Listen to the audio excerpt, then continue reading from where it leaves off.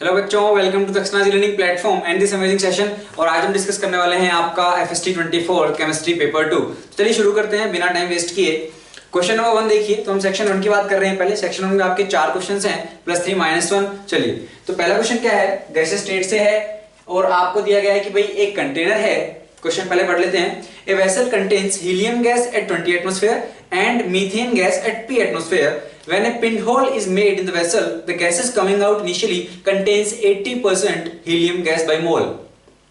तो क्या बोल रहे हैं भाई, एक वेसल था, आपने उसमें एक पिन होल किया, तो जो गैसेस आ रही हैं उसमें हीलियम का जो है, मतलब उसमें अगर हम बात करें उसमें हीलियम बाई मोल 80% है। तो हीलियम भी आएगी, मीथेन भी आएगी अगर आप होल करोगे तो। लेकिन जो गैसेस आ रही है उसमें क्या है, बाई मोल अगर हम बात करें तो हीलियम 80% है। तो बताइए भाई, वो पी प्रेशर है ना, ये पी प्रेशर जिस पे आपकी CH4 है उसका कितना पार्शियल प्रेशर उसमें है। देखिए हम यहाँ पे क्या करेंगे, सीधा सा क्वेश्चन है, ग्राम्स लो यूज करेंगे।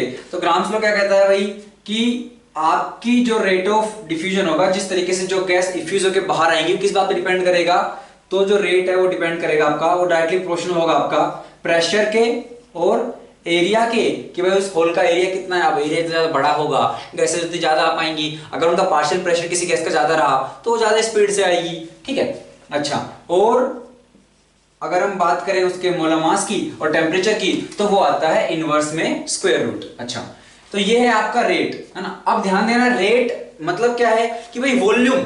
रेट मींस कि भाई वॉल्यूम जो आ रहा है आपका पर सेकंड पर यूनिट टाइम, आपका जो वॉल्यूम आ रहा है कितना, अमाउंट एक तरह से कह सकते हो, मतलब उसका मास नहीं बोल सकते उसको, हम कह सकते हैं इतनी वॉल्यूम गैस जो है आपकी उस होल से बाहर आ रही है। और वॉल्यूम को आप मोल्स भी कह सकते हो, है ना, क्योंकि हमें पता है कि यार अगर हम बात करें जो अपनी स्टैंडर्ड कंडीशंस है उसमें हम कहते हैं कि यार आपका 1 मोल 22.4 लीटर क्या है, ऑक्यूपाई करता है गैसेस का। तो अगर मेरा वॉल्यूम आ रहा है कोई एक्स अमाउंट, ठीक है, तो बाई 22.4 करोगे अगर आप स्टैंडर्ड कंडीशंस में, तो आपको मिल जाएंगे इतने मोल्स आ रहे हैं। तो आप बोल सकते हो वॉल्यूम का जो रेशियो है वो आप कह सकते हो मोल्स का रेशियो है। तो जो इनिशियली इफ्यूज होकर गैसेस आ रही हैं आप उनको मोल्स का रेशियो ही बोल सकते हो। कहने का मतलब, मैंने कहा यार ये फॉर्मूला है, ठीक है, टेम्परेचर की यहाँ पे बात नहीं हो रही है, दोनों सेम एरिया से ही बाहर आ रही हैं, तो बच गया P/√m। और मैंने कहा कि भाई तो फॉर्मूला क्या निकल के आ गया अपना कि भाई रेट ऑफ, मान लीजिए हीलियम क्या हो जाएगा, वो हो जाएगा कुछ constant K into pressure of helium by ये हीलियम का मोलर मास ऑफ हीलियम, ठीक है। और रेशियो किससे ले रहे हैं हम, मीथेन से। तो हमने कहा भाई मीथेन से ले लिया रेशियो, और ये K इनटू क्या हो जाएगा, तो ये तो हटा दीजिए आप, पार्शियल प्रेशर ऑफ क्या आ जाएगा आपका methane under root of molar mass of methane. तो यहां से मुझे पता लग गया कि भाई rate of helium by rate of CH4 would be equal to molar mass of CH4 by molar mass of helium into, ये रूट में नहीं है, pressure of helium by pressure of CH4। चलिए अब हम वैल्यूज रख देते हैं। हमने कहा कि यार इस रेशियो को आप क्या बोल सकते हो, आप मोल्स का रेशियो ही कह सकते हो, ठीक है। तो हमने कहा भाई 80% क्या है, बाई मोल हीलियम है। तो 80% अगर हीलियम है, मतलब अगर मान लीजिए टोटल n मोल्स आ रहे हैं, तो उसमें क्या है 0.8n इतने मोल्स किसके हैं, हीलियम के हैं, और बाकी बचे जो हैं वो 0.2n किसके हैं, आपके मीथेन के हैं। तो मैंने कहा ये हो जाएगा 0.8 बाई 0.2 इक्वल्स मोलर मास की आप बात करोगे, this is 16/4 into pressure of helium is given as 20 and we have to calculate pressure of CH4। तो आपका यहां से जो CH4 का पार्शियल प्रेशर आएगा कितना जाएगा, यहां से ये हो गया 4, रूट से बाहर आएगा 2, ये हो जाएगा 40 और ये हो जाएगा यहाँ पे 4। तो ये हो गया भाई 40/4 इक्वल्स 10 एटमॉस्फेयर। तो भाई कितने प्रेशर पे है आपकी अगर बात करो CH4, तो 10 एटमॉस्फेयर, ऑप्शन नंबर डी। तो आसान क्वेश्चन था बच्चों कंपैरेटिवली। कई बार क्या करते हैं यहाँ पे, मान लीजिए आपको पूछ रखा है क्या, यहाँ पे इन्होंने दे दिया कि भाई 80% हीलियम बाई मोल, कई बार वो मास का रेशियो दे देंगे कि भाई जो गैस आ रही है उसमें अगर हम मास की बात करें तो इतना % हीलियम का मास है ना। अब ध्यान देना कि ये जो आएगा वो मोल्स का रेशियो है। तो मास अगर दिया गया तो आपको फिर वहां से, है ना, मोलिकुलर वेट वगैरह से मल्टीप्लाई करके उसको कन्वर्ट करना पड़ेगा मास वाले उसमें। तो वो आपको कैसे ट्रीट करना है वो आपको आना चाहिए। मोल कॉन्सेप्ट है, आसान है। चलिए क्वेश्चन नंबर 2। क्वेश्चन नंबर 2 अगर आप ध्यान से देखो तो आप देखोगे कि यार ये जो कार्बोनिल है आपका, इसकी अल्फा पोजीशन हुई, ये बीटा पोजीशन हुई, तो बीटा पे हाइड्रोक्सी है और कार्बोनिल कंपाउंड है, ठीक है। जब हम एल्डोल की बातें करते हैं, वैसे dilute NaOH carbonyl compound hydroxy वगैरह देख के समझ में आना चाहिए कि यार ये अपना है ना, एल्डोल वाली बात हो रही है।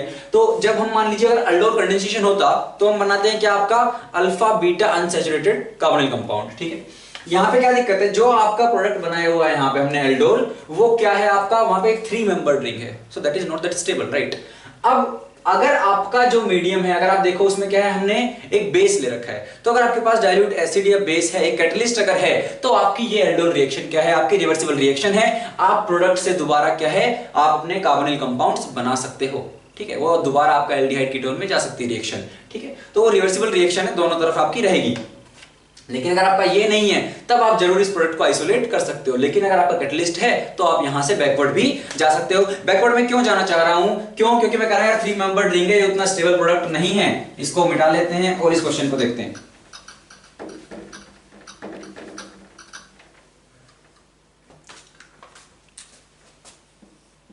तो यहां पे क्या करेंगे हम, कैसे होगा ये कि भैया आपका जो OH माइनस है, ये आपके इस H+ को एब्स्ट्रैक्ट करेगा।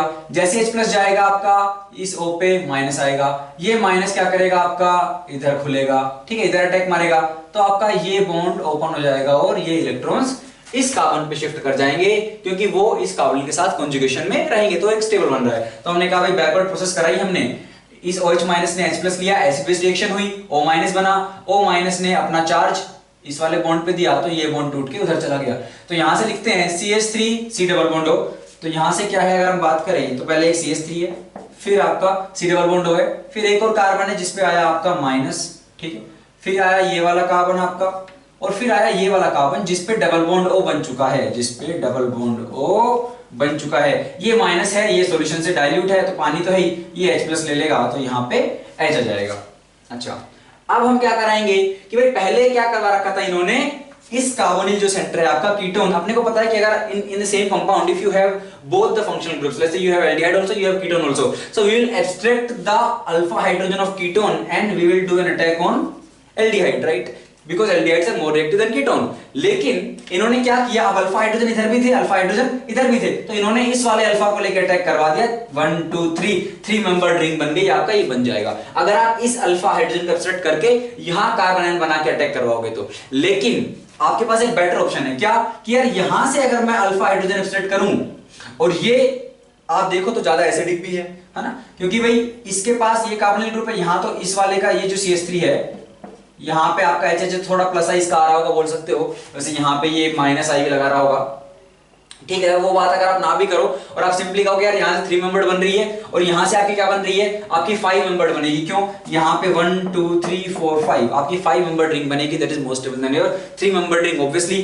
तो अपन क्या करेंगे, OH माइनस यहाँ का अल्फा हाइड्रोजन लेके जाएगा, यहाँ माइनस आएगा, वो माइनस यहाँ अटैक करेगा, 5 मेंबर्ड रिंग बन गई, 1 2 3 4 5 मेंबर्ड रिंग। और अगर आप देखो जिसने अटैक मारा, मान लीजिए इस कार्बन ने अटैक मारा, इसको हम 1 यहाँ पे बोल देते हैं, तो इसने इस पे अटैक मारा, जब ये यहाँ पे अटैक मारेगा तो क्या होगा भाई, आपके ये शिफ्ट करेंगे ऊपर की तरफ आपका, तो इस वाले कार्बन पे उसके जस्ट एडजेसेंट में O माइनस बना, और उसके दूसरी तरफ आपका कार्बोनिल ग्रुप भी है, ये रहा, वेरी गुड। अब क्या हो जाएगा, ये O माइनस आपका H+ एक्सेप्ट कर लेगा और आपका यहाँ पे OH बन जाएगा, ठीक है। हीट वगैरह नहीं कर रहे हैं, अगर हीट करते तो हम यहाँ पे क्या करवाते, डिहाइड्रेशन करवा देते और हम यहाँ पे डबल बॉन्ड बना देते और आपका alpha beta unsaturated carbonyl compound बन जाता। लेकिन हीट नहीं किया है, और अगर आप ऑप्शंस भी देखोगे तो आपको इस हाइड्रोक्सी वाली फॉर्म में ही दे रखे हैं, तो ऑप्शन नंबर ए में आपका यही प्रोडक्ट है, तो यहाँ पे आंसर क्या होगा बच्चों, ए।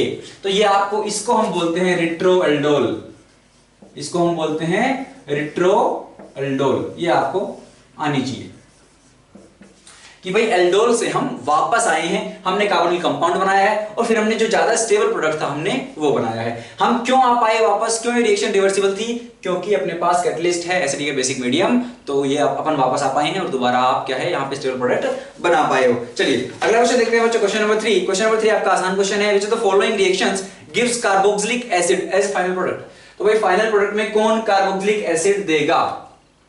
देखो यार, अगर मैं डायरेक्टली यहाँ पे क्या आपको ना सारे करने भी नहीं है, अगर आप डायरेक्टली देखो ऑप्शन नंबर सी, ठीक है, अगर आपकी ऑर्गेनिक केमिस्ट्री ठीक ठाक है तो आपको सी में देख के समझ में आएगा यार यहाँ पे क्या है। अगर आप देखो ये यहाँ पे भाई एस्टर बना रखा है, अगर आप एसिडिक हाइड्रोलिसिस करोगे तो क्या होगा भाई, यहाँ पे आपका कार्बोक्सिलिक एसिड बन जाएगा। भाई आपका एस्टर कैसे बनता है, आपने एक एसिड लिया, आपने एक अल्कोहल लिया, दोनों को क्या करवा दिया आपने अगर दोनों में से वाटर निकाल देंगे आप, एसिड प्लस अल्कोहल, तो आपका एस्टरिफिकेशन हुआ, एस्टर बना। अब अगर आपके पास एस्टर है, if you do the acidic hydrolysis, again your carboxylic acid and your alcohol will form. तो हमने कहा यहां से एसिडिक हाइड्रोलिसिस में क्या होगा भाई, आपका ये OET जाएगा, यहां पे OH आएगा, तो आपका कुछ ऐसा बनेगा, ये होगा फर्स्ट स्टेप में। In second step you are simply heating it. If you heat it, this is alpha position to this acid and this is beta.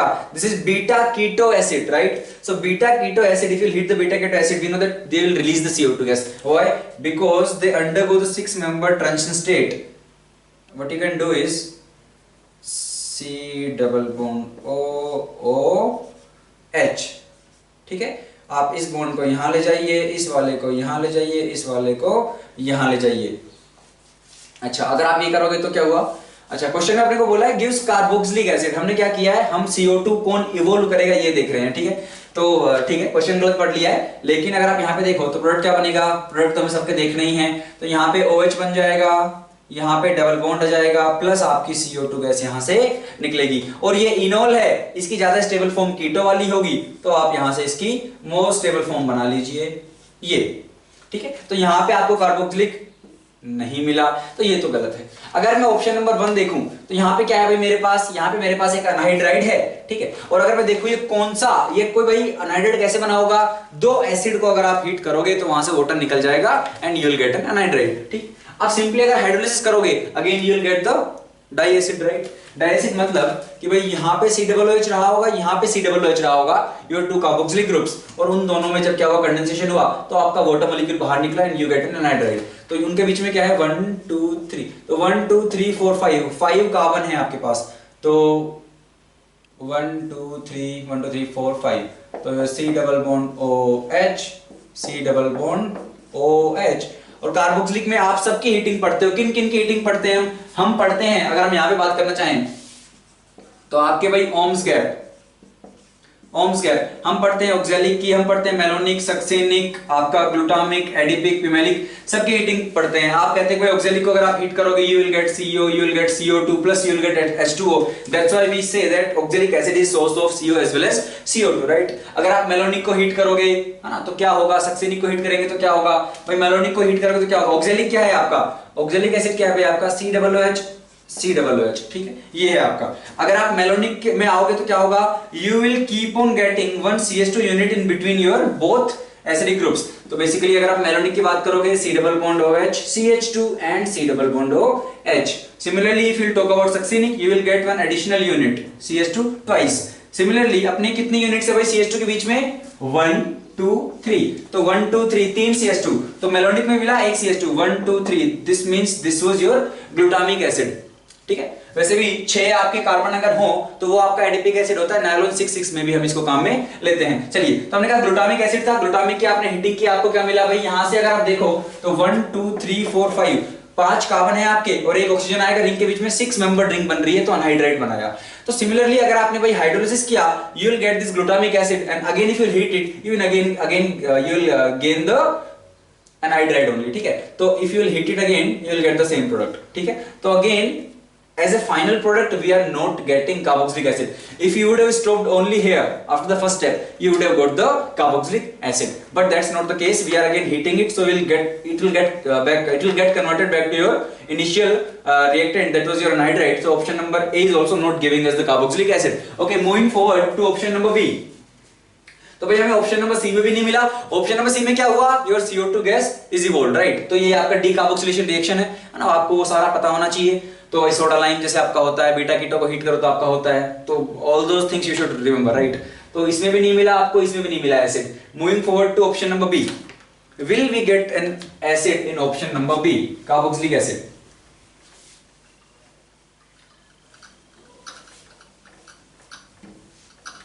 तो ऑप्शन नंबर बी की अगर हम बात करें, ठीक है, so you have an aldehyde, ठीक है, and MCPBA, so this is your typical, if you remember, your Baeyer विनेगर ऑक्सीडेशन, राइट। सो बेयर विनेगर ऑक्सीडेशन में क्या होता है भाई, हम उसकी मैकेनिज्म देख लेते हैं। बेयर विनेगर ऑक्सीडेशन क्या होता है भाई, इसमें आपके पास you have an aldehyde, right, you have in peroxy acid, right? You have peroxy acid. Peroxy acid is basically, this is your metachloroperbenzoic acid. You could have had performic acid, peracetic acid, something like that, right? But you have been given metachloro, so let's say metachloro, so your chloro at meta, perbenzoic acid, sorry, metachloroperbenzoic acid. Per means you have a peroxy linkage, you have peroxy linkage right here, right? अब क्या कर रहे हैं हम भाई कि आपके पास एल्डिहाइड है and we are heating that in presence of metachloroperoxybenzoic acid. So अगर हम मैकेनिज्म की बात करें तो यहां से अपने को क्या मिलने वाला है, देखते हैं. हम मैकेनिज्म की बात कर रहे हैं, प्रोडक्ट आपका खुद बन जाएगा. तो हमने कहा भाई ये आपको यहां से ये H+ देगा, वो H+ आपका यहां जाएगा, प्लस यहां पे आएगा, प्लस यहां पे आया आपका, ये इलेक्ट्रॉन शिफ्ट होंगे तो इस कार्बन पे आपका प्लस आएगा. इस कार्बन पे जैसे ही प्लस आएगा तो इस O के पास माइनस था, H+ जाने के बाद ये आपका अटैक कर देगा यहां पे. तो क्या बन गया आपका CC, इस कार्बन पे आपका OH, एक H, और वो पेरोक्सी वाला आ गया है यहां, तो C डबल बॉन्ड O, और यहां पे आपका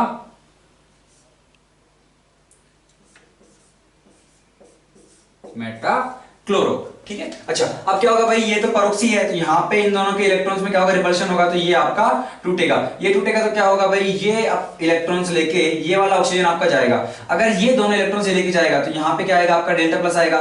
उस डेल्टा प्लस को स्टेबलाइज करने के लिए one of these groups have to migrate. ठीक है. तो इनमें से एक ग्रुप माइग्रेट करेगा. अब इनमें से जब एक ग्रुप माइग्रेट करेगा, that will depend upon your migratory aptitude, right? We know that hydrogen being a very small atom, it will migrate first, right? तो यहां से आपका क्या माइग्रेट करने वाला है, H माइग्रेट करेगा. जैसे ही आपका H माइग्रेट करेगा, आपका इस कार्बन पे क्या आएगा भाई, डेल्टा प्लस आएगा. जैसे इस कार्बन पे आपका पॉजिटिव चार्ज आएगा, this oxygen will donate it's lone pair. ठीक है. और यहां पे आपकी वैलेंसी पूरी हो जाएगी. ठीक है. तो एक तो आपका प्रोडक्ट क्या निकल गया, अगर आप देखो तो ये मेटाक्लोरो वाला था, एक तो ये चला गया. तो यहां से आपको क्या मिलेगा, हमने कहा यार, if you talk about this particular unit, this unit, when this oxygen gets a plus, this hydrogen migrates over here, right? तो ये कार्बन था, इस कार्बन पे एक इथाइल ग्रुप है, इस कार्बन पे एक ऑक्सीजन था जिस पे प्लस चार्ज आया था, लेकिन हाइड्रोजन ने माइग्रेट करके बचा लिया. हाइड्रोजन क्यों माइग्रेट हुआ? Because migratory aptitude of hydrogen is more than your ethyl group, right? चलिए, अब यहां पे ये हो गया, और आपका ये जो है लोन पेयर देके यहां पे डबल बॉन्ड बना लेगा, तो डबल बॉन्ड OH, यहां पे प्लस आएगा, ये H+ दे देगा, तो यहां पे क्या बन गया आपका, अगर आप देखो तो यहां पे आपको मिल चुका है propanoic acid CCC, a chain of 3 carbon having carboxylic acid in it. So this is simply your carboxylic acid. तो अपने को यहाँ पे carboxylic acid मिल चुका है और हमें बनाना था carboxylic acid as a final product. So option number B is giving you carboxylic acid. Generally अगर आप देखो, अगर मान लीजिए ये अल्डिहाइड ना होता और ये कोई कीटोन होता, ठीक, अगर ये कोई कीटोनिक ग्रुप होता तो both sides you would have had a R group, right? R dash. अब R और R डैश में कौन माइग्रेट करेगा, that will again depend on your migrate aptitude. But it doesn't matter. I mean, if you're talking about the product, would we have got the carboxylic acid if these two groups would have contained a carbon in them? हमने कहा नहीं. क्यों? क्योंकि अच्छा ये migrate करे या ये, आपका इस ऑक्सीजन के साथ कार्बोक्सिलिक क्यों मिला? क्योंकि यहाँ पे H आया. अगर यहाँ पे इन दोनों में से यहाँ पे हाइड्रोजन ना होता, कोई R ग्रुप होता, अगर वो माइग्रेट करता तो आपको क्या मिलता, CCC, इस पे डबल बॉन्ड हो OR, that is your ester. तो बेयर विल ऑक्सीडेशन जनरली हम एस्टर के लिए यूज करते हैं, लेकिन अगर आपके पास इस तरह का H हो तो ऑब्वियसली फिर H माइग्रेट करेगा तो आपको एसिड मिल जाएगा. तो इसका करेक्ट आंसर क्या होगा बच्चों? Option number B. चलिए, अगर आप बात करो लास्ट ऑप्शन की, option number D. So you have been given cyclohexene. Cyclohexene को पहले हम क्या कर रहे हैं, रिडक्टिव ऑक्सीडेशन, हम ओजोनोलिसिस कर रहे हैं, reductive ozonolysis, and then you are doing OH minus heat, that is again something like aldol, right? तो हमने कहा यार ठीक है, यहां से क्या होगा, your this bond will break because it's reductive oxidation, reductive ozonolysis, you will get aldehyde group at both these carbons, right? Aldehyde will not be further oxidized to carboxylic. Why? Because this is reductive ozonolysis. In case it would have been your oxidative ozonolysis, you would have get your carboxylic acid at both the ends, right? तो यहाँ पे क्या मिलेगा वो देख लेते हैं एक बार.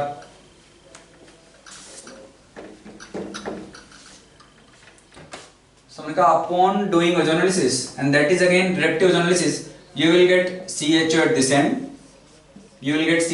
end, and then by the way, if you talk about why do we get aldehyde only. Why it does not get oxidized to further to your carboxylic acid? Why?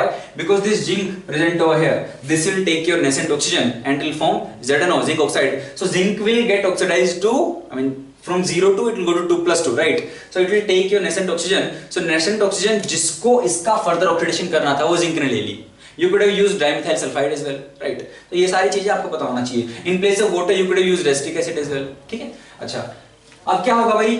In step number 3, what we are doing is we are heating it in presence of dilute acid. So that is your aldol condensation because we have alpha hydrogens over here. So we have alpha hydrogens over here, we have alpha hydrogens over here. This is your carbonyl group. तो क्या होगा भाई? यहाँ से 1, 2, 3, 4, 5.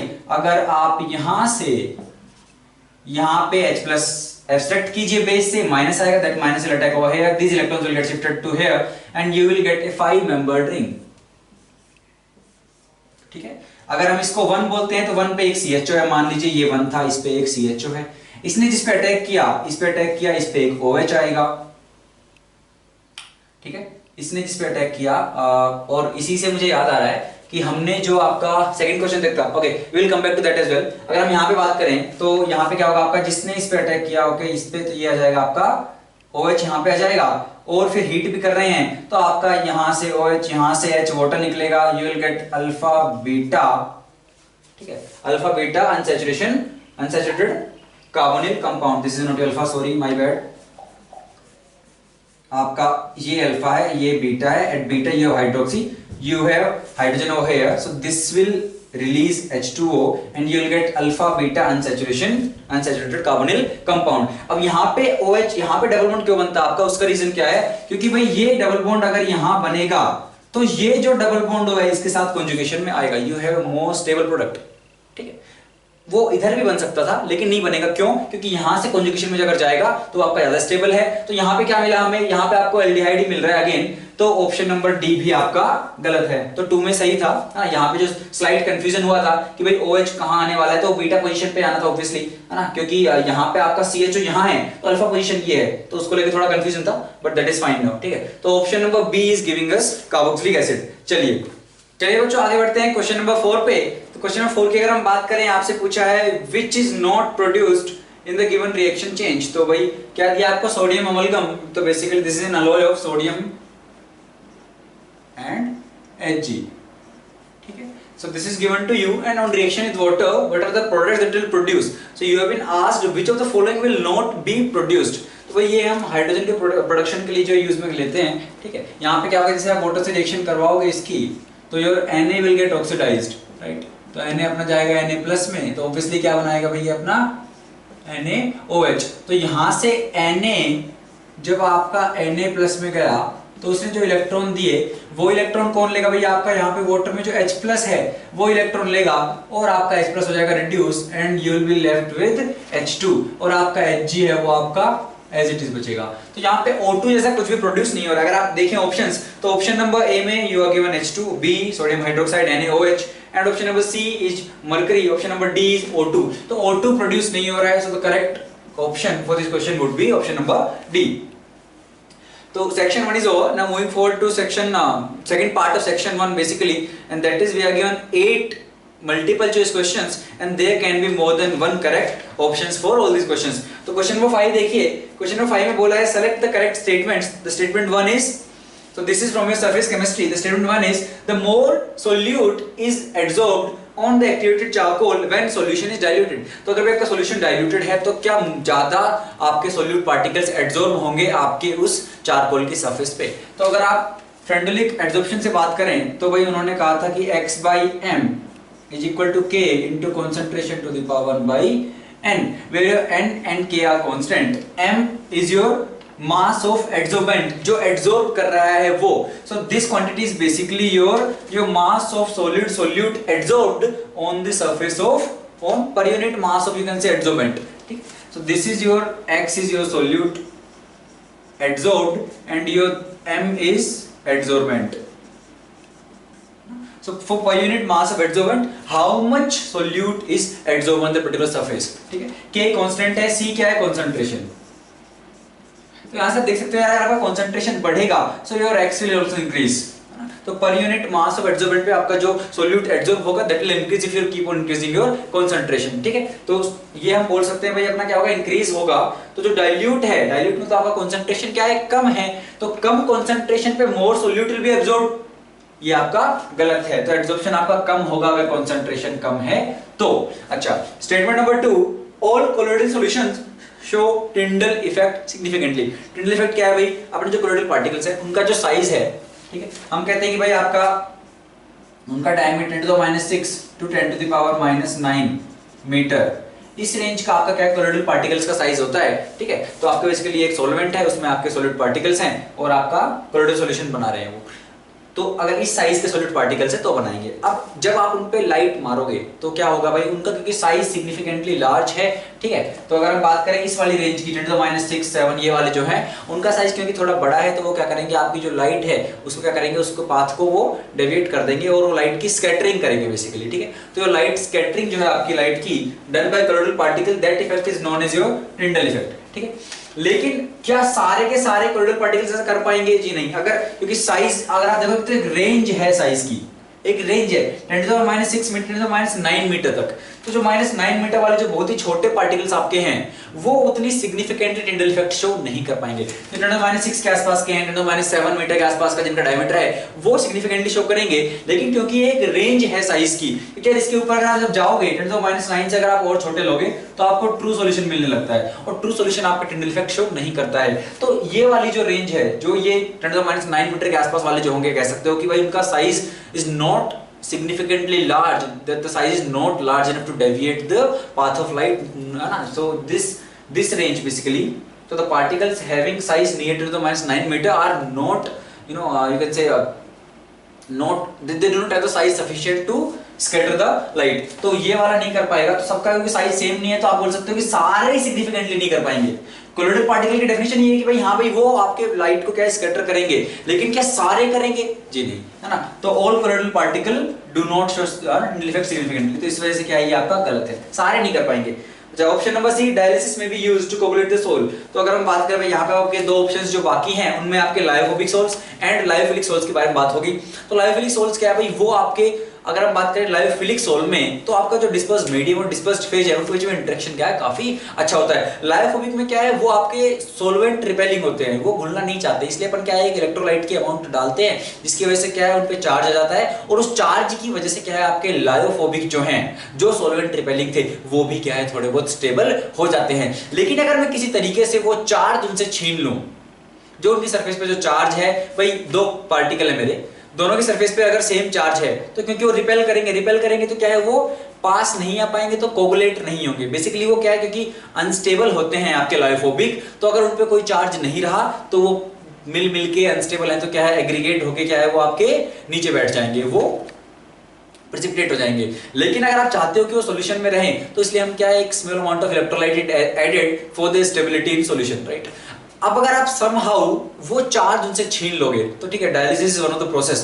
तो dialysis के through अपन क्या करते हैं कि वो इलेक्ट्रोलाइट जो उन पे एडेड है, जो चार्ज उन पे है, उसको अपन क्या सेपरेट कर लेते हैं। तो सारा का सारा इलेक्ट्रोलाइट अपन उससे निकाल लेंगे। अगर ऐसा हो गया तो again the solution will become unstable and it will be the sol will be coagulated, right. तो वही बात है। तो लायोफोबिक को ज्यादा आसानी से प्रेसिपिटेट करा सकते हो, क्यों? क्योंकि लायोफोबिक में क्या है वो इंटरेक्शन सॉल्वेंट और सॉलिड के बीच में नहीं है। लायोफोबिक में अपन ने क्या है किसी तरीके से उनको जिंदा रखा है by adding A small amount of electrolyte. Lyophilic में क्या है वो इंटरेक्शन है स्ट्रॉन्ग वहां पे, और charge as well as solvation, इन दोनों की वजह से क्या है वो आपके सॉल्यूशन में स्टेबल हैं। अच्छा, तो एक बात तो मुझे समझ में आई कि यार lyophilic can be coagulated more easily as compared to lyophobic can be coagulated more easily as compared to lyophilic because they are stable in the solution only because of their charge, and somehow if I take that charge back from the colloidal particles, then obviously they will be again become unstable and they will be coagulated in your solution. तो हमने कहा कि भाई lyophobic are more easily coagulated than lyophilic, option number D is correct. तो dialysis क्या है, एक अपनी प्रोसेस है ऐसी ही, ठीक है, जिसमें अपन क्या करते हैं भाई उनको कोगुलेट करा देते हैं। तो डायलिसिस में क्या होगा, जो हमने बात की अभी कि वो चार्ज सारा का सारा इलेक्ट्रोलाइट को अपन सेपरेट कर लेंगे, तो जिसकी वजह से क्या है कोगुलेशन हो जाता है। तो dialysis is one of the process to coagulate the sol. Option number C भी आपका सही है। थ्योरेटिकल क्वेश्चन है, कुछ ज्यादा इसका कर नहीं सकते हैं। तो सी और डी आपके दोनों ही क्या है यहाँ पे सही है। चलिए अगला क्वेश्चन देखते हैं बच्चों। क्वेश्चन नंबर 6 ये आपका इलेक्ट्रोकेमिस्ट्री से आसान सा क्वेश्चन है। इसमें आपको अगर हम बात करें तो आपको इलेक्ट्रोकेमिस्ट्री की ज्यादा जानकारी की जरूरत है भी नहीं है ना, मैथ्स का थोड़ा सा क्वेश्चन है। तो ये बोल रहे हैं कि भाई कुछ इस तरह का करंट वर्सेस टाइम का ग्राफ है और इन 30 seconds basically 200 gram of metal is deposited. ठीक है, so if you look at this particular axis, this is your time and this is your current, तो 10 तो 10 सेकंड्स का जो यहाँ पे इंटरवल है उसमें देखिए करंट कैसे वेरी कर रहा है। पहले इस तरह से क्या है आपका इंक्रीज हुआ, फिर कांस्टेंट रहा, फिर आपका डिक्रीज हुआ and this total duration of 30 seconds your total 200 gram of metal is deposited, right. अब ऑप्शंस पढ़िए। अब एक बात अगर हम देखें तो फेराडेज फर्स्ट लॉ क्या है अपना कि भाई आपका जो मेटल डिपॉजिट होगा आपके जो कैथोड पे मान लीजिए जो डिपोजिशन होगा, जो गैस आपकी लिबरेट होगी एनोड पे या जो भी होगा, that will depend upon the amount of charge that has been passed through the solution, right. तो कितना चार्ज आपने पास किया उस पर डिपेंड करता है। और वो बोलता भी है कि भाई आपका वेट जो होगा वो होगा ZIT, ठीक है। Z को अपन लिखते हैं, क्या लिखते हैं भाई, Z को अपन E/96500, ठीक है। तो अब ये है आपका क्या, कितना अमाउंट डिपॉजिटेड होगा। तो IT यहाँ पे क्या दे रहा है आपको, I is current, T is time, ठीक है। तो basically I into T is giving you charge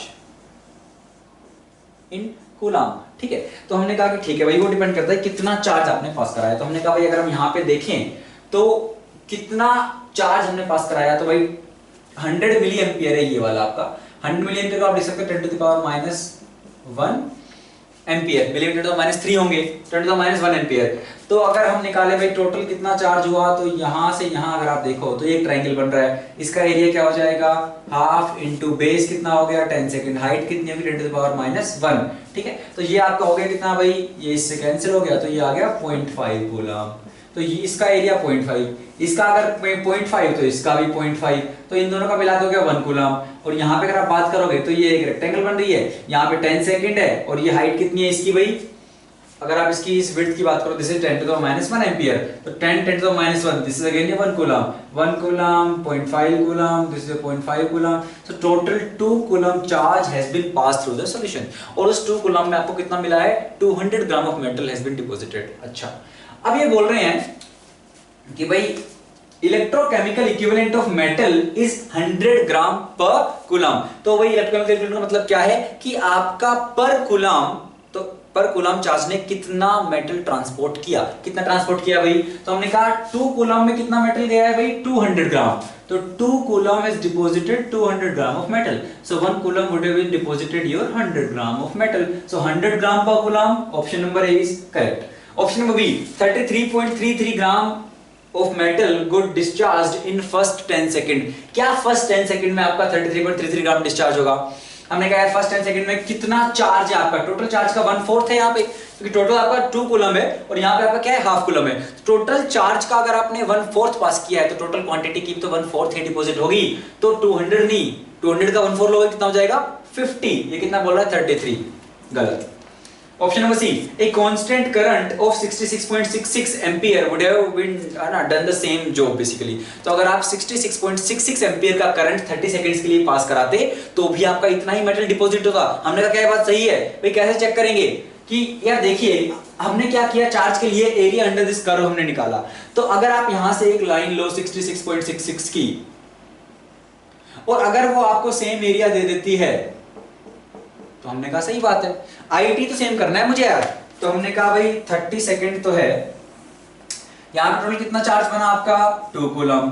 2 coulomb is equal to कितना बोल रहे हैं ये 66.66 मिली एम्पियर, सॉरी। तो 66.66 और ये है आपका 30 सेकंड के लिए, ठीक है। तो हमने कहा क्या ये सही होगा, तो भाई देख लीजिए, है ना। आप ऐसे निकाल सकते थे कि टोटल चार्ज जो आपका है 2 coulomb would be equal to a constant current I into total time, that is 30 second. So your I would come out to be as 2/30। इसको 1000 से मल्टीप्लाई कर लीजिए, 1000 से डिवाइड कर दीजिए, ये मिली एम्पियर में आ जाएगा। एक जीरो से एक जीरो गई, कितना बच गया भाई 200/3 मिली एम्पियर। और 200/3 is nothing but 66.66 milliampere, right. तो ये ऑप्शन आपका सही है। चलिए, तो सिंपली आपको बस एक ऐसी लाइन, केवल एरिया इक्वल करना है यार, दिस इज प्रीटी इजी। चलिए, option number 4, 100 grams of metal got discharged in first 15 second. हमने कहा है 30 सेकंड में कितना डिस्चार्ज हुआ है आपका, अगर आप देखो 30 सेकंड डिस्चार्ज हुआ है 200 ग्राम। और अगर आप ये देखो किस तरह का पैटर्न है, कितना होगा भाई पैटर्न, अगर आप देखो तो बिल्कुल हाफ से अगर आप लोगे 15 सेकंड इधर 15 सेकंड इधर, तो बिल्कुल सिमेट्रिक है आपका करंट का डिस्ट्रीब्यूशन। तो इसमें जितना होगा उतना ही इसमें डिपॉजिट हुआ होगा, आसान सी बात है। तो अगर टोटल 200 है तो 15 सेकंड में कितना हुआ होगा 100, तो आपका डी ऑप्शन भी सही है। So the correct options for this question would be option number A, option number C and option number D. बच्चों आगे बढ़ते हैं क्वेश्चन नंबर 7 पे। क्वेश्चन नंबर 7 में आपसे पूछा गया है the reaction A is in equilibrium with 2B. A is solid, 2B is your gaseous. So these two are in equilibrium at 4 atmosphere pressure and temperature 27 degree Celsius. फिर क्या बोल रहे हैं, the volume of the system is increased at constant temperature. So at constant temperature we have increased the volume of the system. Okay. Then at new equilibrium. अब क्या बोल रहे हैं कि भाई relative to the initial equilibrium, if we have increased the volume of the system at constant temperature, then what would be the new equilibrium? What will the conditions at new equilibrium? How the concentration of this and this will change? How the number of moles of this and this will change? So what will the overall impact of this particular thing that we have done over here? ठीक है, तो आपका ली चैटले principal से question है, आसान है। देखिए तो भाई क्या बोल रहे हैं ना, ऐसे कुछ एक बार जेई भी पूछ चुकी है। तो क्या बोल रहे हैं यहाँ पे, ये ऑप्शन नंबर ए देखिए, मोल्स ऑफ ए डिक्रीजेस। पहले समझते हैं कि अगर आप at constant temperature if we decrease और increase, if we increase the volume of system, है ना भाई, तो हम बोल रहे हैं यार पीवी इक्वल टू एनआरटी अगर मैं लगाऊं तो मैं कह रहा हूं टेम्परेचर कांस्टेंट है, ठीक है, और मैं कह रहा हूं कि आपका क्या हो रहा है यहाँ पे ना, आर बार तो कांस्टेंट है। वॉल्यूम अगर आप सिस्टम का इंक्रीज करोगे, वॉल्यूम अगर आप इंक्रीज करोगे तो ये जो गैसेस प्रोडक्ट आप बोल सकते हैं इसका प्रेशर क्या करेगा, डिक्रीज करेगा। और रिएक्शन का अगर आप के लिखना चाहोगे के इक्विलिब्रियम पे, मान लीजिए केपी डिफाइन कर लेते हैं, that would be partial pressure of B का स्क्वायर, ठीक है, क्योंकि ये सॉलिड है तो ये तो इस टर्म में आने वाला नहीं है, क्योंकि सॉलिड के लिए अपन मान के चलते हैं कि भाई उनका जो कंसंट्रेशन वगैरह है दैट वुड नॉट चेंज, है ना, बहुत ही इनसिग्निफिकेंट है, क्योंकि अगर आपका हाइड्रोजन इक्विलिब्रियम है तो सॉलिड और लिक्विड जो है उनके में कुछ चेंज यहाँ पे नहीं आने वाला है, समझते हैं। तो हमने कहा यार ये K P would be partial pressure of B to the whole square, और अगर प्रेशर चेंज हुआ तो पार्शियल प्रेशर तो आपका चेंज हो गया, क्योंकि केवल बी ही है तो उसी का प्रेशर ही पार्शियल प्रेशर है। तो अगर प्रेशर चेंज हो रहा है मतलब बी का ये डिक्रीज हो रहा है, अगर ये क्वांटिटी डिक्रीज होगी तो KP will decrease. Since your temperature is constant, your Kp cannot decrease, right? Now, if your Kp cannot decrease, this means that this reaction has to go to forward direction. Why? Because if the reaction goes to forward direction, your number of moles of B will form more, and if number of B are more, then obviously your pressure is gonna increase, है ना? तो आपका N जो है यहाँ पे क्या करेगा, आपके number of moles जो है यहाँ पे increase कर जाएंगे, तो आपका pressure उस तरीके से क्या हो जाएगा, यहाँ पे बढ़ जाएगा, क्योंकि वॉल्यूम बढ़ाया है, तो अब आपको अगर pressure उतना ही रखना है, तो आप क्या करोगे, आपको number of moles बढ़ाने पड़ेंगे, ओके। हमने कहा है reaction will go to the forward direction. अब अगर आपकी रिएक्शन फॉरवर्ड डायरेक्शन में गई, हमने सिंपली ली चैटले प्रिंसिपल लगाया है कि at equilibrium the system will try to oppose the changes, right. आपने क्या किया, यहाँ पे प्रेशर को डिक्रीज करने की कोशिश की, सिस्टम ने दोबारा अपने आप को उसी पोजीशन में लाने की कोशिश की, तो उन्होंने क्या किया, रिएक्शन फॉरवर्ड डायरेक्शन में आई। क्यों? क्योंकि that is the only way to increase the pressure, because the number of moles of this gases product will increase if you put the reaction in the forward direction. तो हमने कहा B के भाई number of moles increase करेंगे, pressure increase करेगा, तो अगर अब B बनेगा तो A से ही ना यार, तो A जो सॉलिड है उसके मोल्स तो कम होंगे, क्योंकि A ही तो B में जा रहा है, तो number of moles of A solid are gonna increase, this option is correct. Number of moles of B gases are gonna increase, ये भी करेक्ट है। तो molar concentration of A solid will decrease, क्या उसका कंसंट्रेशन डिक्रीज होगा। यार हमें बात बोलते हैं कि भाई कंसंट्रेशन देखिए सॉलिड के लिए हम कैसे डिफाइन कर सकते हैं इस चीज को, कंसंट्रेशन को हम बोलते हैं यार, जैसे मान लीजिए हमने कहा moles of solute by weight of solvent in KG type बोलते हैं हम, तो मोल्स को आप लिख सकते हो भाई given mass by molar mass, ठीक है, और मान लीजिए यहाँ पे आपका वॉल्यूम है, तो भाई ये मास में वॉल्यूम बन गया आपका क्या, ये बन गई डेंसिटी, ठीक है, और डेंसिटी बाई आप लिख सकते हो इसको मोलार मास। तो ना तो आपका मोलार मास चेंज होगा, ना आपकी उनकी डेंसिटी चेंज होने वाली है। तो ओवरऑल हम बोल देते हैं कि यार सॉलिड का अगर हम बात करें, अगर सॉलिड निकल के गया, खुद से यार समझ में आया, अगर मान लीजिए आपकी सॉलिड की कुछ क्वांटिटी कम हो रही है, अब मान लीजिए आपका एक लिक्विड है, पहले अगर उस लिक्विड में से पहले भाई 1 लीटर में मेरे 10 मोल थे किस चीज के, अगर मेरे 5 मोल रह गए हैं तो ऑब्वियसली उसका कंसंट्रेशन तो चेंज हो गया। लेकिन अब एक सॉलिड क्वांटिटी है आपके पास, अगर आप सॉलिड क्वांटिटी को आधी ले भी जाओगे तो जो बाकी सॉलिड क्वांटिटी है क्या उसका कंसंट्रेशन चेंज होगा। अब इसे कंसंट्रेशन पूरा डेंसिटी से रिलेट करके समझिए ना, तो यहाँ पे भाई डेंसिटी मोलर मास दोनों ही कांस्टेंट रहने वाले हैं, तो उसका कंसंट्रेशन चेंज नहीं होगा, ना तो वो बढ़ेगा ना वो घटेगा, तो ऑप्शन सी आपका गलत है। और बोल रहे हैं भाई molar concentration of B decreases, क्या बी का मोलर कंसंट्रेशन डिक्रीज करेगा? हमने कहा नहीं। आप बोल सकते हो कि यार केपी और केसी के बीच में आपको जो रिलेशन है, ठीक है, क्योंकि आपका इक्विलिब्रियम कांस्टेंट यहां पे डिपेंड कर रहा है केवल और केवल इसके प्रेशर पे, तो इसका जो इनिशियल कंडीशन में प्रेशर था, जो इनिशियल कंडीशन में आपके पास प्रेशर था, वही प्रेशर आना पड़ेगा। आपका प्रेशर यहाँ पे कांस्टेंट है एट ए गिवन टेंपरेचर, है ना, क्योंकि आपका केपी चेंज नहीं हो सकता टेंपरेचर के बिना, तो आपका पार्शियल प्रेशर डिक्रीज हो सकता है। पार्शियल प्रेशर ऑफ बी मतलब केवल बी ही है गैसेस प्रोडक्ट, तो जो प्रेशर है वो बी का ही प्रेशर है, ठीक है। तो हमने कहा यार मोलार कंसंट्रेशन आपका, क्योंकि केपी कांस्टेंट है ऑब्वियसली एट पर्टिकुलर टेंपरेचर, आपका केसी भी कांस्टेंट होगा, तो किसी भी तरह का चेंज यहाँ पे जो है मोलार कंसंट्रेशन में बी के नहीं आएगा, जो पहले था वही रहेगा। ऑप्शन नंबर डी भी गलत है। तो यहाँ पे आपके जो सही ऑप्शन होंगे वो होंगे आपके option number A and option number B. अगला क्वेश्चन देखते हैं बच्चों, क्वेश्चन नंबर 8 ऑर्गेनिक केमिस्ट्री से पूछ रहे हैं which of the following can be classified into free radical substitution reactions. तो किस किस को अपन फ्री रेडिकल में क्लासिफाई कर सकते हैं? नीचे से शुरू करते हैं। हमने कहा नीचे आपको दिया गया है भाई क्या, ब्यूटीन। ब्यूटीन में अपन कर रहे हैं Br2CCl4, आपका नॉन पोलर सॉल्वेंट है। Br2 क्या होगा इस डबल बॉन्ड के अक्रॉस, अगर आपको याद हो आपका Br इस डबल बॉन्ड के अक्रॉस जाके जुड़ जाएगा, तो ये एक एडिशन रिएक्शन है, ये सब्स्टिट्यूशन रिएक्शन नहीं है, और वैसे भी ये फ्री रेडिकल नहीं है, ये तो हर तरीके से गलत है, ठीक है। ये आपकी एक इलेक्ट्रोफिलिक एडिशन रिएक्शन है, तो ये तो बिल्कुल गलत है। तो ऑप्शन नंबर डी तो गलत है, ठीक है। ऑप्शन नंबर सी में अगर आप बात करोगे, NBS क्या करता है भाई आपका, एन ब्रोमोसक्सिनामाइड, ये करेगा इसकी जो अलाइलिक पोजीशन है, अलाइलिक या बेंजाइलिक पोजीशन पे क्या करता है, ये आपका ब्रोमिनेशन करता है। तो भाई ये आपका डबल बॉन्ड रहा, इसके साथ ये जो कार्बन है sp3, ये अलाइलिक पोजीशन है, तो यहाँ पे जो आपके दो हाइड्रोजन लगे हुए हैं और फ्री रेडिकल के थ्रू रिएक्शन जाती है, तो हमने कहा भाई यहाँ पे रेडिकल बनेगा और फिर उसके बाद Br रेडिकल आके यहाँ पे लग जाएगा। तो अगर आप देखो तो Br ने H को सब्स्टिट्यूट किया है and reaction is proceeded via free radical mechanism, तो हमने कहा ऑप्शन नंबर सी करेक्ट है।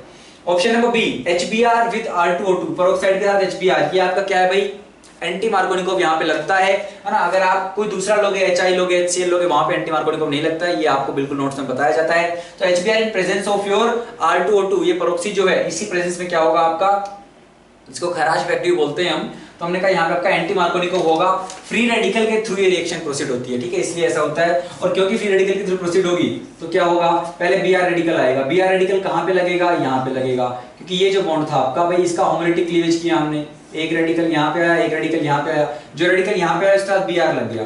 Br यहाँ क्यों नहीं लगा, क्योंकि आपका 1 डिग्री पे अगर रेडिकल होता तो वो आपका उतना स्टेबल नहीं होता, ये आपका भी क्या है 2 डिग्री पे है, ये ज्यादा स्टेबल है, ठीक है। तो ये अगर ज्यादा स्टेबल है तो रेडिकल यहाँ बन रहा है, बाद में क्या होगा आपका H रेडिकल यहाँ जाएगा, तो HBr का एडिशन ही होता है इसमें। लेकिन अगर HBr की आप बात करोगे पेरोक्साइड की प्रेजेंस में, तो ये फ्री रेडिकल के थ्रू जाती है रिएक्शन, और इसलिए आपको एंटी मार्कोनिकोव प्रोडक्ट भी यहाँ पे देखने को मिलता है। तो क्या ये सब्स्टिट्यूशन है, क्या ये सब्स्टिट्यूशन है? हमने कहा नहीं, ये तो एक एडिशन रिएक्शन ही है, तो ये सब्स्टिट्यूशन नहीं है। सब्स्टिट्यूशन तो यहाँ पे हुआ है ना यार, ये तो डबल बॉन्ड के अक्रॉस HBr आपका लग गया है, यहाँ पे भी डबल बॉन्ड के अक्रॉस आपका Br लग गया है, Br, तो ये दोनों तो एडिशन है ना, ये B और D तो एडिशन है, सब्स्टिट्यूशन नहीं है। पहले की बात करते हैं, अगर आप बात करो आपके पास क्या है, एक हैवी मेटल का कार्बोक्सिलिक सोल्ट है और Br2CCl4 हीट। अगर आपको याद हो कार्बोक्सिलिक में हम पढ़ते हैं आपकी ये हंस-डाइकर रिएक्शन है, हंस-डाइकर रिएक्शन क्या होता है भाई इसमें, अगर हम शॉर्ट में बात करें, चलो फटाफट देख भी लेते हैं क्या होता है। पहले भाई ये Br2 के साथ रिएक्शन करेगा और आपका क्या बनेगा, यहाँ पे पहले आपका बन जाएगा RC double bond OBr plus AgBr, ठीक है, ये हो गया। उसके बाद आपका ये जो बना है ये क्या होगा आपका, यहां से आपको चेन इनिशिएशन होगा और आपका यहाँ पे आपको मिल जाता है RC double bond O radical plus Br radical, ये इनिशिएशन हो गया।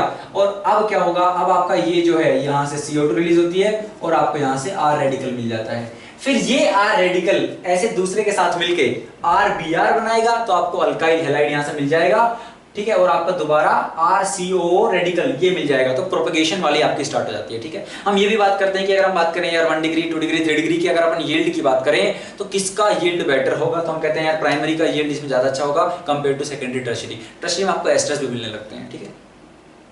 क्या हम यहाँ पे केवल Br2 ले सकते हैं, हमने कहा जी नहीं, आप आयोडीन ले सकते हो, क्लोरीन ले सकते हो। आयोडीन के साथ एक खास बात होती है कि अगर आप 1:1 लोगे इस एसिड है ना, इस एसिड का और इस अपने हेलोजन का, तो आपको क्या मिलता है, अल्काइल हैलाइड मिलता है। अगर आप 2:1 कर दोगे तो आपको एस्टर भी मिलता है। ये सारी बातें आपको इस मैकेनिज्म के बारे में पता होनी चाहिए, है ना। फ्री रेडिकल के थ्रू प्रोसीड तो कर रही है। अच्छा, क्या यहाँ पे सब्स्टिट्यूशन हुआ है, ठीक है, ये एक डाउट आपके मन में आएगा। तो हमने कहा फाइनली आपको क्या मिला, अगर आप देखो यहां से आपको क्या मिलेगा, ये आर डॉट और इसके साथ मिलके ऐसे दूसरे मॉलिक्यूल के साथ मिलके ये Br के साथ मिलेगा और आपको RBr मिल जाएगा और दोबारा RCOO रेडिकल ऐसा होगा। तो प्रोपगेशन हो गया बेसिकली आपका। तो यहां से आपका मिला है RBr, तो एक तरह से सब्स्टिट्यूशन ही है। अगर आप भाई ओवरऑल लेवल पे देखो तो ये ग्रुप आपका निकल गया है और यहाँ पे क्या आ गया है, Br आ गया है। तो सब्स्टिट्यूशन ही तो हुआ है, कोई एडिशन थोड़ी है। तो फ्री रेडिकल के थ्रू भी गई है, सब्स्टिट्यूशन भी हुआ है। ऑप्शन नंबर ए भी करेक्ट है। तो आपके जो करेक्ट ऑप्शंस होंगे बच्चों, option number A and option number C. अगला क्वेश्चन देखिए, क्वेश्चन नंबर 9। क्वेश्चन नंबर 9 आपका सिंपल है, ऑर्गेनिक केमिस्ट्री से। Which of the following is are used for the preparation of aldehyde. कि एल्डिहाइड के प्रिपरेशन के लिए हम किन किन को यूज कर सकते हैं। स्टीफन्स रिएक्शन अगर आपको याद हो, नाइट्राइल्स की RCN in presence of SnCl2 and HCl आपको क्या मिलता है, एल्डिहाइड मिलता है। तो क्या ये एल्डिहाइड के लिए, हमने कहा सही है। कैसे होता है भाई आपका, अगर आप देखो टिन यहाँ पे आपका +2 में है, टिन यहाँ से +2 से क्या करेगा आपको, ये यहाँ पे आपका टिन +2 में है, 2 इलेक्ट्रॉन ये लूज करेगा और टिन जाएगा +4 में, ठीक है। तो अगर हम बात करें टिन की, अपने को पता है यार +4 ज्यादा स्टेबल है +2 से, है ना। लेड की हम बात करते हैं +2 मोर स्टेबल देन +4, है ना। जैसे जैसे आप डाउन द ग्रुप जाओगे तो आपकी जो लोअर ऑक्सीडेशन स्टेट है उसकी स्टेबिलिटी क्या है, बढ़ती चली जाती है। तो अगर हम देखें तो भाई carbon, silicon, germanium, tin, lead, तो लेड की +2 is greater than +4 stability and tin की +4 इज ग्रेटर देन +2। तो +2 will go to +4, it will release 2 electrons और जो 2 इलेक्ट्रॉन्स इसने रिलीज किए हैं वो यहाँ पे HCl का H+ लेगा, आपको हाइड्रोजन गैस देगा, वो H2 इसके अक्रॉस लगेगी, आपका इमीन बनेगा, हाइड्रोलिसिस करोगे आपको एल्डिहाइड मिल जाएगा, ठीक है। तो हमने कहा यार एल्डिहाइड की प्रिपरेशन के लिए Stephen's reaction is used. Option number is fine, option number A is fine. Option number B, Rosenmund reduction क्या होगा भाई आपके पास, अगर एसिड क्लोराइड है RCOCl in presence of H2PD BaSO4 quinoline, ठीक है। तो क्या होगा, आपको यहाँ पे एल्डिहाइड मिल जाता है ना। इसमें कुछ ऐसा खास लॉजिक है नहीं।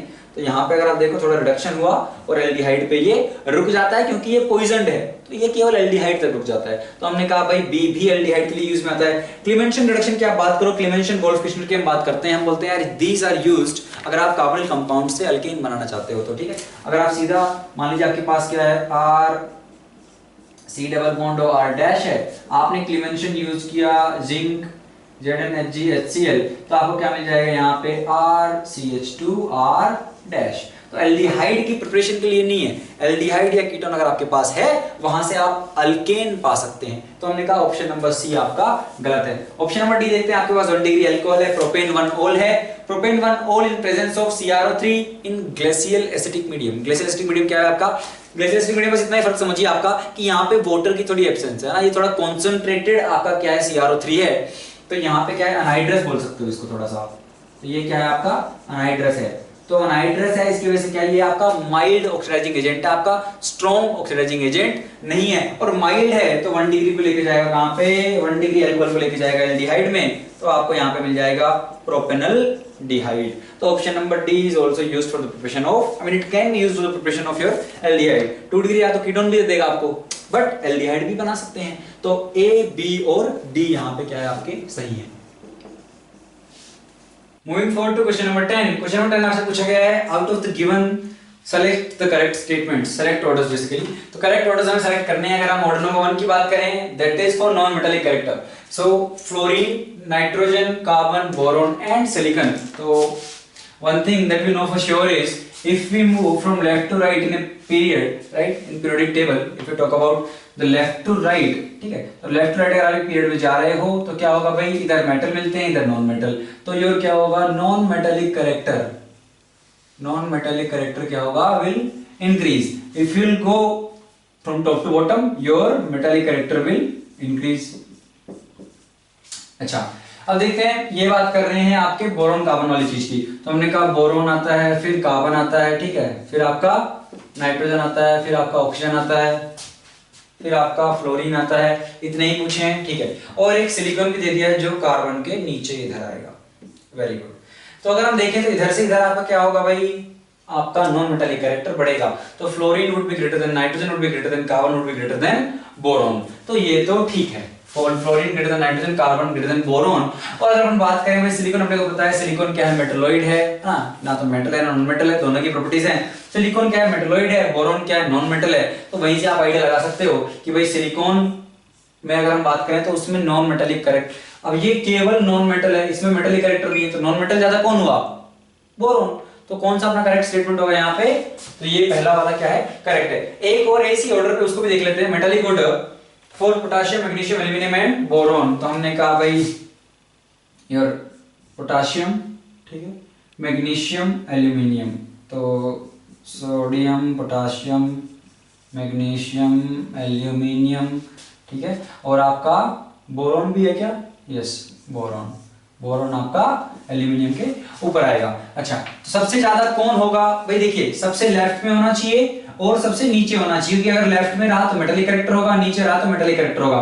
तो सबसे पहले तो के आएगा, के बाद कौन आएगा, आपका सोडियम आएगा, सोडियम के बाद कौन आएगा, आपका मैग्नीशियम आएगा। सोडियम में से पूछा नहीं है, तो पहले आपका क्या हो गया, के हो गया, फिर मैग्नीशियम हो गया, उसके बाद भाई बोरॉन एल्यूमिनियम में क्या है, आप डाउन द ग्रुप जा रहे हो, तो आपका एल्यूमिनियम आएगा, फिर आपका बोरॉन आएगा।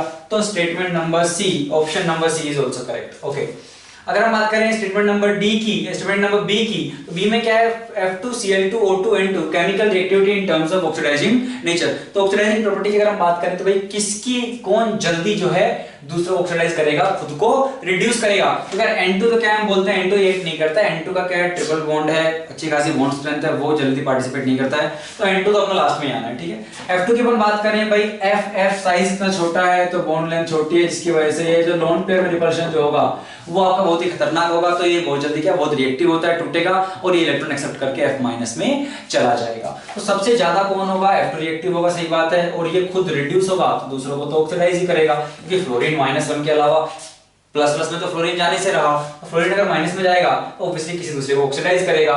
नाइट्रोजन हमने बात की भाई, बॉन्ड स्ट्रेंथ बहुत ज्यादा है, ट्रिपल बॉन्ड है, उतनी जल्दी पार्टिसिपेट नहीं करेगा, so nitrogen would B at the end of this order. Fine, अब अपने पास बचा है O2 और Cl, तो बेसिकली हम क्या बॉन्ड स्ट्रेंथ वाले से भी इसे कंपेयर करके सोच सकते हैं। तो हमने कहा यार ऑक्सीजन में आप बात करोगे डबल बॉन्ड आएगा, क्लोरीन में आप बात करोगे तो एक आपके पास सिंगल बॉन्ड करेक्ट टाइप का आएगा। क्लोरीन फ्लोरीन में फ्लोरीन इसलिए जीता है क्योंकि फ्लोरीन में पता है क्या, एक तो रिपल्शन आपका बहुत ही खतरनाक होता है, ठीक है, फिर इसकी इलेक्ट्रोनेगेटिविटी भी क्या है, क्लोरीन से आपकी कहीं ज्यादा है। तो हमने कहा भाई आपका Cl2 और O2 में कौन आगे आएगा, O2 में तो आप देखिए डबल बॉन्ड है तो ये उतनी जल्दी पार्टिसिपेट नहीं करेगा, और फिर आपका बचता है Cl2, तो Cl2 O2 से ज्यादा होता है, तो आपका ऑर्डर जो दिया हुआ है ये ऑर्डर भी आपका सही है। अच्छा, एक लास्ट बचता है, अगर हम बात करें ऑप्शन नंबर डी की, तो neon, fluorine, oxygen and nitrogen first ionisation. तो अपने को पता है यार, ये रहा carbon, nitrogen, oxygen, fluorine, neon. तो फर्स्ट आयोनाइजेशन में क्या है, if you go from left to right in period, तो your Z effective will keep on increasing. अगर आपका जेड इफेक्टिव बढ़ेगा तो क्या होगा, आपकी आयोनाइजेशन एनर्जी बढ़ेगी। लेकिन अगर किसी का हाफ फील्ड या फुल फील्ड आ गया है तो फिर वहां पे दिक्कत आएगी। जैसे मान लीजिए नियोन है, ये तो एक नोबल गैस, तो इसका आयोनाइजेशन करना तो बहुत ही मुश्किल होगा। तो सबसे ज्यादा अगर आप बात करोगे आयोनाइज करना, मतलब आपको एक इलेक्ट्रॉन बाहर निकालना है, तो अगर आप आयोनाइजेशन की बात करोगे तो first ionisation would be maximum for neon and then neon followed by, अब नाइट्रोजन क्योंकि अपने को पता है हाफ फील्ड है, 1s2 2s2 2p3 7 है, 2 2 4 3 7, 2p3 में हाफ फील्ड है, तो नाइट्रोजन का जो आयोनाइजेशन पोटेंशियल होगा वो इसके आजू बाजू वालों से ज्यादा होगा। मतलब ऑब्वियसली कार्बन से ज्यादा तो होना ही था क्योंकि जेड इफेक्टिव बढ़ रहा है, वैसे तो ऑक्सीजन से भी ज्यादा होगा। तो neon then fluorine then nitrogen then oxygen then carbon, तो नियोन फ्लोरीन ऑक्सीजन नाइट्रोजन, नहीं ये गलत हो गया यहाँ पे, है ना, nitrogen would be greater than oxygen, तो ये अपना गलत है। तो only correct statements for this question would be A, B and C. अगला क्वेश्चन देखिए बच्चों, क्वेश्चन नंबर 11 में आपसे पूछा गया है which is are correctly represented with explanation for colour of the given species. तो आपको चार ऑप्शंस दिए गए हैं, चारों में अगर आप देखो तो इनमें कलर का रीजन दे रखा है कि यार जैसे Br2 में दिया है भाई sigma anti bonding to pi anti bonding transition की वजह से आपको कलर दिखता है, KMnO4 में LM ट्रांजिशन जो है आपको उसकी वजह से कलर दिखता है। तो किन किन के जो रीजन दिए गए हैं वो सही हैं कलर के, ये हमें यहाँ पे बताना है। अगर आप देखो ऑप्शन नंबर ए में आपको दिया गया है FeSO4.7H2O, तो हाइड्रेटेड फेरस सल्फेट है आपके पास, और बोल रहे हैं इसमें T2G2Eg जो ट्रांजिशन होता है आपका उसकी वजह से कलर दिखता है। अगर आप देखो आयरन यहाँ पे है +2 में आयरन है, आयरन का अगर अपन जनरल इलेक्ट्रॉनिक कॉन्फ़िगरेशन लिखें तो वो होता है 3d6 4s2, +2 में H2 चला जाएगा, बच जाएगा D6। अब क्योंकि D6 है ना, और भाई वाटर के साथ जो कॉम्प्लेक्स बनेगा वो आपका हेक्सा कोऑर्डिनेट ही बनेगा, ठीक है। और वाटर आपका क्या है भाई, अगर हम देखें तो आपका वाटर एक वीक फील्ड लिगेंड है, तो ये पेयरिंग ऑफ इलेक्ट्रॉन्स नहीं करा पाएगा। बेसिकली आपके पास क्या होगा, अगर हम देखें तो Fe2H2O6 में तो जो आपका D जो स्प्लिट होगा वो होगा T2G और EG में। T2G आपका नीचे रहेगा, EG आपका ऊपर रहेगा, ऑक्टाहेड्रल स्प्लिटिंग है। तो भाई हमने कहा D6 है, D6 है मतलब 1 2 3 4 5 6, ये है आपका। तो यहाँ पे अब जो T2G और EG के बीच में जो इलेक्ट्रॉन का ट्रांजिशन होगा उसकी वजह से आपको कलर यहाँ पे देखने को मिलेगा। तो ऑप्शन नंबर ए आपका सही है। ऑप्शन नंबर बी, Br2 में sigma anti bonding and pi anti bonding transition. तो JEE has also asked one question previously. So that question was basically if we go down the group from F2 to I2, so F2 Cl2 Br2 I2, the intensity of color keeps on increasing, ठीक है। What could be the possible reason for the same? तो उसमें reason क्या था, अगर आप ध्यान दो, जैसे जैसे हम ग्रुप में नीचे आते हैं वैसे वैसे आपका जो the gap between the molecular orbitals keeps on decreasing as we go down the group। तो वहां पे क्या है, आपके ट्रांजिशन क्या है, फास्टर हो जाते हैं, जिसकी वजह से क्या है, आपको अगर देखो तो कलर की इंटेंसिटी आपकी इंक्रीज होती है। तो कौन से एमओ में, कौन से मोलिकुलर ऑर्बिटल के बीच में जो इलेक्ट्रॉन्स का ट्रांजिशन की वजह से कलर दिख रहा है, पहले ये देखने की कोशिश करते हैं। तो Br2 से हम क्या करेंगे भाई, अपन F2 से आईडी लगाने की कोशिश करते हैं, F2 Cl2 Br2 और I2। तो हमने कहा फ्लोरीन के अगर हम इलेक्ट्रॉन्स देखें तो 9 2 18 है, और 18 है। अब आप इलेक्ट्रॉनिक कॉन्फ़िगरेशन लिख लीजिए मोलिकुलर ऑर्बिटल का, chemical bonding sigma 1s2, sigma anti bonding 1s2, sigma 2s2, sigma anti bonding 2s2। फिर क्या हो जाएगा भाई आपका सिग्मा 2pz, पाई 2px, पाई 2py। फिर आपका जाएगा पाई एंटी बॉन्डिंग 2px, पाई एंटी बॉन्डिंग 2py, और finally sigma anti bonding 2pz। तो आपके 2 4 6 8 इलेक्ट्रॉन्स यहाँ पे गए, 8 to 10 11 12 13 14 15 16 17 18। तो 18 आपके यहाँ तक आ रहे हैं। तो अगर आप देखो आपका जो पाई एंटी बॉन्डिंग है that is your highest occupied molecular orbital, और आपका जो सिग्मा एंटी बॉन्डिंग है that is your lowest unoccupied molecular orbital. तो आपका इलेक्ट्रॉन्स किसमें है, होमो में है, highest occupied that is your pi anti bonding, और आपका जो नियरेस्ट जो अनऑक्यूपाइड है वो है आपका सिग्मा एंटी बॉन्डिंग। तो आपके पाई एंटी बॉन्डिंग से सिग्मा एंटी बॉन्डिंग में इलेक्ट्रॉन जब जाएंगे, क्योंकि सिग्मा में तो है ही नहीं ना यार, तो पाई एंटी बॉन्डिंग से जो लोएस्ट अनऑक्यूपाइड है सिग्मा एंटी बॉन्डिंग, इस ट्रांजिशन की वजह से आपको दिखेगा। आपको क्या दिया गया है, sigma anti bonding to pi anti bonding, जी नहीं, pi anti bonding to sigma anti bonding. तो ऑप्शन नंबर बी आपका गलत है। अच्छा, KMnO4 में बोल रहे हैं एलन ट्रांजिशन, तो ligand metal charge transfer basically. तो भाई अगर आप देखो Mn जो है +7 में है, +7 में D0 है, D0 मतलब इसके पास D वाले खाली पड़े हैं। और अगर आप देखो यहाँ पे जो आपका ऑक्सीजन है, जो आपके पास ऑक्सीजन पे जो चार्ज है, ऑक्सीजन वो चार्ज आपका इसके जो एम्प्टी ऑर्बिटल्स है उसमें देगा, और उस चार्ज ट्रांसफर की वजह से आपको क्या यहाँ पे कलर देखने को मिलेगा। तो ऑप्शन नंबर सी में बिल्कुल सही है, ligand to metal charge transfer की वजह से कलर मिलता है, C is correct. Option number D, Balmer series emission of hydrogen atom अगर हम देखें तो उसमें क्या है, D excitation of electron from n = 2 3 4 to n = 2। तो हम कहते हैं भाई आपकी लाइमन, बामर, पाशन, ब्रैकेट है ना, फंड, हम्फ्री, ठीक है। तो इसमें अगर हम बामर की बात करें, लाइमन में क्या है, n = 1 में आते हैं ऊपर वालियों से, और बामर में किस में आएंगे, n = 2 में। तो जब आपकी मान लीजिए n = 2, ये 1 है, ये आपकी 2 है, ये 3 है, फिर गैप कम होता जाएगा 5 6 इस तरीके से। तो आपकी ऊपर वालियों से n = 3 4 5 6 से जब आपके n = 2 में इलेक्ट्रॉन्स आएंगे, तो जो डी एक्साइटेशन हो रहा है इलेक्ट्रॉन्स का, उसकी वजह से क्या होगा, आपका कलर चेंज, अपने को कलर यहाँ पे देखने को मिलेगा। अब ये विजिबल रेंज में आते हैं बामर के 3 4 कुछ, तो वो अपने को क्या है, कलर दिखते हैं। तो the excitation of electron from higher principal quantum numbers आप कह सकते हो, जो लोअर शेल में जब आ रहे हैं वो, तो आपको कलर देखने को मिल रहा है। तो ऑप्शन नंबर डी भी आपका सही है। तो कौन कौन से करेक्ट हो गए अगर हम देखें तो option number A, C and D, A C D. अगला क्वेश्चन देखिए बच्चों, question number 12, and this is your last question for section 1 part 2, right. So question says which of the following is are water insoluble। तो कौन कौन से water में insoluble हैं। अगर हम FeCl3 से शुरू करें तो हम कहते हैं भाई सारे क्लोराइड जो अगर हम बात करें वो वाटर सोल्यूबल हैं, एक्सेप्ट अगर आप बात करो Ag+ के, Pb2+ के और Hg2 2+ के। तो इनके अलावा आपके बाकी सारे क्लोराइड्स के हैं वाटर सोल्यूबल हैं। तो FeCl3 इसमें तो नहीं दिख रहा है मुझे कहीं भी, सिल्वर, लेड या फिर Hg2+ में, तो FeCl3 क्या होगा, वाटर सोल्यूबल होगा। अगर मैं बात करूं बेराइट सोल्ट, तो क्या है, ये मिनरल सोल्ट है आपके, किसके, BaSO4 के। तो BaSO4 तो अपने को पता है PPT बनाता है, तो ये तो वाटर सोल्यूबल नहीं है, तो C तो गलत है। HBr आपका अपने को पता है वाटर सोल्यूबल है, ठीक है।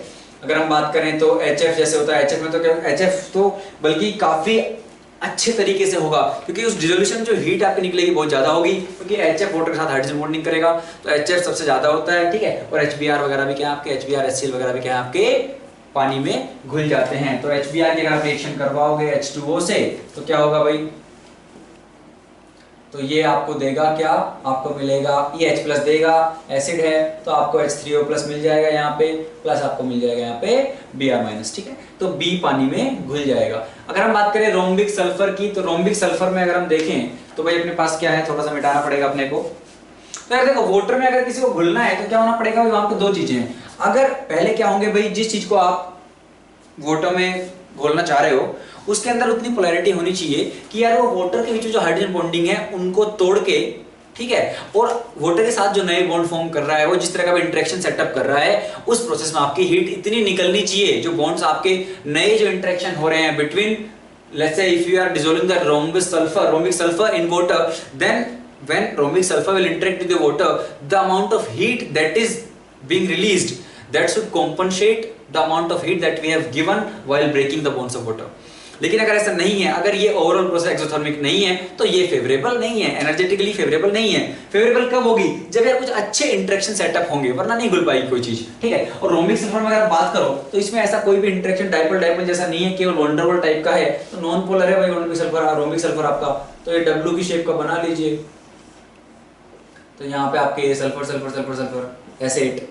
तो अगर आप इस एसिड की बात करो तो इसमें कोई किसी तरह की पोलैरिटी है नहीं आपके पास, तो अगर आप इसको, है ना, तो बॉन्डोवल टाइप के इसमें अट्रैक्शंस हैं, तो ये इसमें इतनी वो नहीं है कि यार ये पानी के बॉन्ड्स को जो हाइड्रोजन बॉन्डिंग है अच्छी खासी, उनको तोड़ के ये उसमें घुल जाए, तो ये नहीं हो पाएगा। तो आपका ऑप्शन नंबर ए भी क्या है, गलत है। तो कौन कौन से सही हो गया, अपना HBr घुल रहा है पानी में और अपना FeCl3 घुल रहा है, तो ऑप्शन नंबर बी घुल जाएगा, ऑप्शन नंबर सी घुल जाएगा। रोम्बिक सल्फर, सॉरी सी तो अपना ये है, सी नहीं डी, तो option number A and option number C are water insoluble.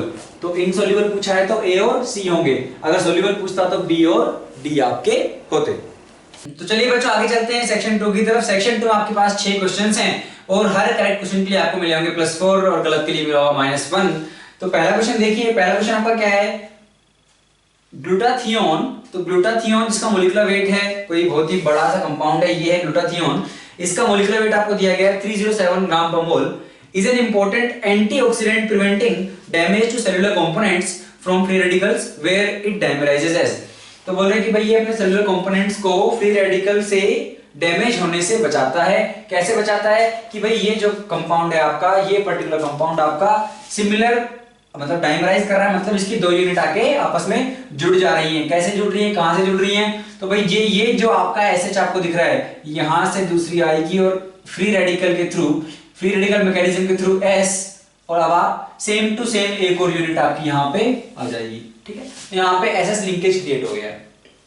अच्छा, क्या पूछा गया है, calculate gram equivalent weight of glutathione. अच्छा, तो इसका हमें ग्राम इक्विवेलेंट वेट निकालना है। भाई ग्राम इक्विवेलेंट वेट क्या होगा आपका, ग्राम एटॉमिक वेट या फिर इसका बोल लीजिए मोलिकुलर वेट डिवाइडेड बाय आपका n फैक्टर, ठीक है। अब ग्राम एटॉमिक वेट है, ग्राम मोलिकुलर वेट आपको यहाँ पे मोलिकुलर, तो मोलिकुलर वेट कर लीजिए, वो दिया गया है 307, ठीक है। ग्लूटाथियोन ये था आपका जो डाइमराइज हुआ है। अब n फैक्टर कैसे निकालोगे, बस सवाल केवल इतना सा है। ध्यान रखना कि यहाँ पे जब ये डाइमराइज हो तो क्या चेंज हुआ है, अगर आप देखो तो केवल ये एक जो लिंकेज है इसका, ये एक लिंकेज आ गया है।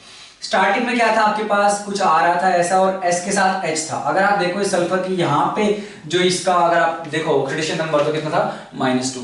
यहाँ पे अगर आप देखोगे तो सल्फर किसमें चला गया है, -2 से, इधर तो सल्फर है तो इधर से तो कोई चार्ज नहीं, इधर से आप लोगे -1, तो -2 से सल्फर कहाँ चला गया है, -1 में, it means sulphur has been oxidised, ठीक है। तो कितने इलेक्ट्रॉन, अगर आप देखो यहाँ से तो -2 से -1 मींस ट्रांसफर ऑफ 1 इलेक्ट्रॉन। तो अगर ऐसा हुआ है तो इसका एन फैक्टर क्या होगा आपका 1। एन फैक्टर 1 होगा तो ग्राम इक्विवेलेंट वेट कितना आ जाएगा, जो था वही होगा 307। अलग अलग चीजों के लिए अपना अलग अलग एन फैक्टर अलग अलग होता है। मान लीजिए आपका कोई एसिड बेस रिएक्शन हो रही है तो हम बोलते हैं भाई अगर मान लीजिए H2SO4 है तो पर H2SO4 आपको कितने H+ मिल रहे हैं 2, तो उसका एन फैक्टर होगा 2। NaOH है तो बेस कौन की भी कितने OH माइनस NaOH तो एक ही OH माइनस देगा तो उसका हो जाएगा एन फैक्टर आपका 1। ठीक है, तो एसिड बेस में इस तरह से डिफाइन करते हैं। कोई सोल्ट है, टोटल आपका जो पॉजिटिव वाले हैं उनका सम कर लीजिए, या फिर नेगेटिव वाला जो टोटल चार्ज है वो कितना है उस पे, वो उस तरीके से हम क्या निकालते हैं। कोई रेडॉक्स है तो कितना इलेक्ट्रॉन्स का ट्रांसफर हो रहा है उससे हम निकालते हैं भाई। ठीक है, तो यहाँ पे अपनी केवल एक चीज चेंज हो रही है कि यहाँ पे केवल इस एसिड का लिंकेज बन रहा है, और लिंकेज बन रहा है तो sulphur is being oxidised from -2 to -1, तो यहाँ पे एक इलेक्ट्रॉन का चेंज है, that's why 307/1 this will give you 307 only.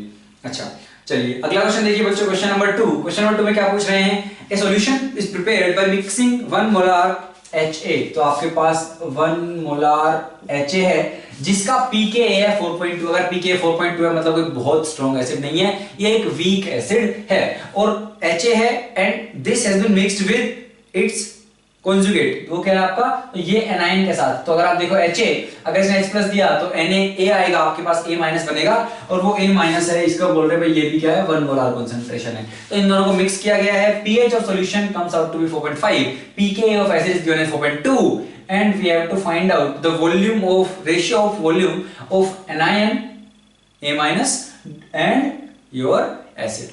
तो आपको देखते समझ में आ गया यार, वीक एसिड है और उसका कॉन्जुगेट है मतलब बफर का क्वेश्चन है, और बफर में आपके पास एक फॉर्मूला निकल के आता है pH equals pKa plus log आपका यहाँ पे anion बाई आपका वीक एसिड। तो pH कितना है भाई यहाँ पे 4.2 4.5 equal to pKa 4.2 plus log concentration क्या होगा A- का। अगर आप देखो मान लेते हैं भाई हमने इसका वॉल्यूम लिया V1, इसका वॉल्यूम लिया V2। अगर आपने इसका वॉल्यूम V1 लिया, ठीक है, तो इसके HA के कितने मोल्स आपके पास थे बेसिकली, अगर आप देखो तो V1 थे 1 मोलार था, तो मोल्स कितने हो जाएंगे, कितना हो जाएगा भाई V1 into 1, तो V1 हो जाएंगे इसके मोल्स। ठीक है, और A- के कितने हो जाएंगे V2 into 1, क्योंकि कॉन्सेंट्रेशन तो इसका भी 1 मोलार है, तो ये हो जाएगा V2। हमें निकालना है कॉन्सेंट्रेशन, तो आप करोगे moles by volume solution. Volume में भाई अब दोनों डिवाइड हो रहे हैं तो टोटल वॉल्यूम कितना हो गया V1 प्लस V2, वो तो दोनों में डिवाइड में आएगा ना यार।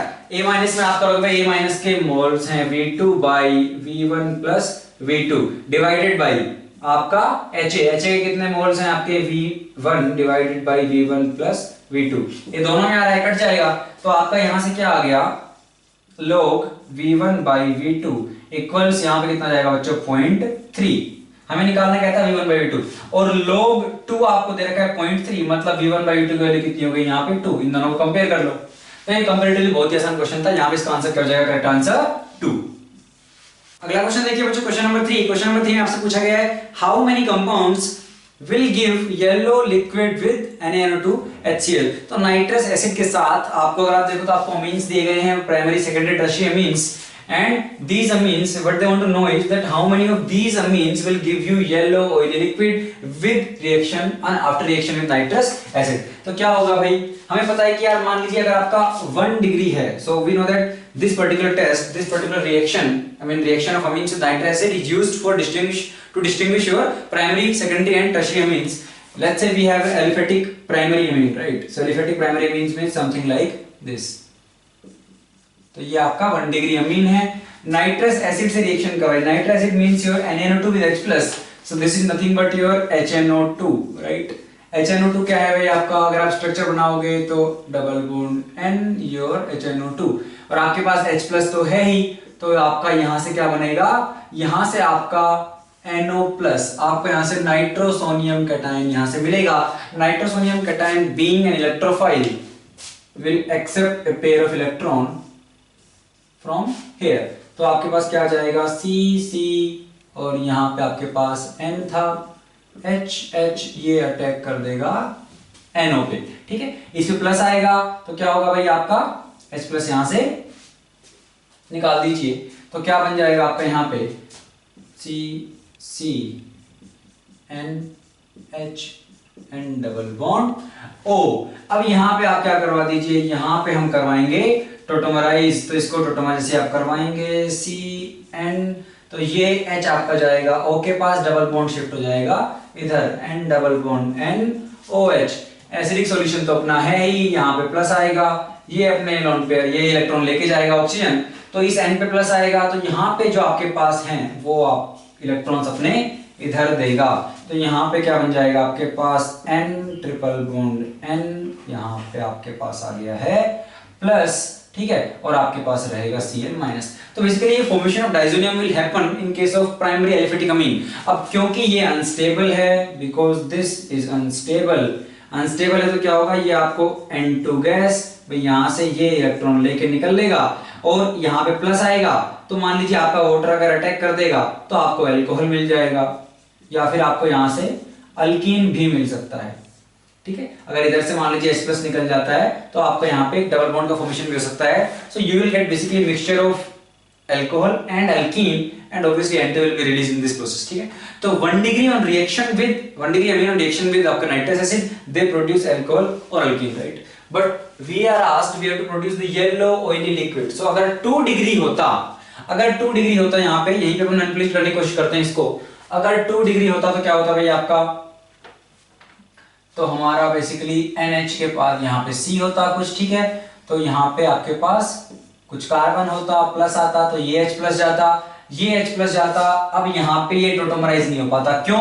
क्योंकि H+ चला गया, अब इसके पास हाइड्रोजन है ही नहीं, टोटोमराइज क्या करवाओगे? तो मैंने कहा कि in case of 2 degree, in case of 2 degree what would have happened is,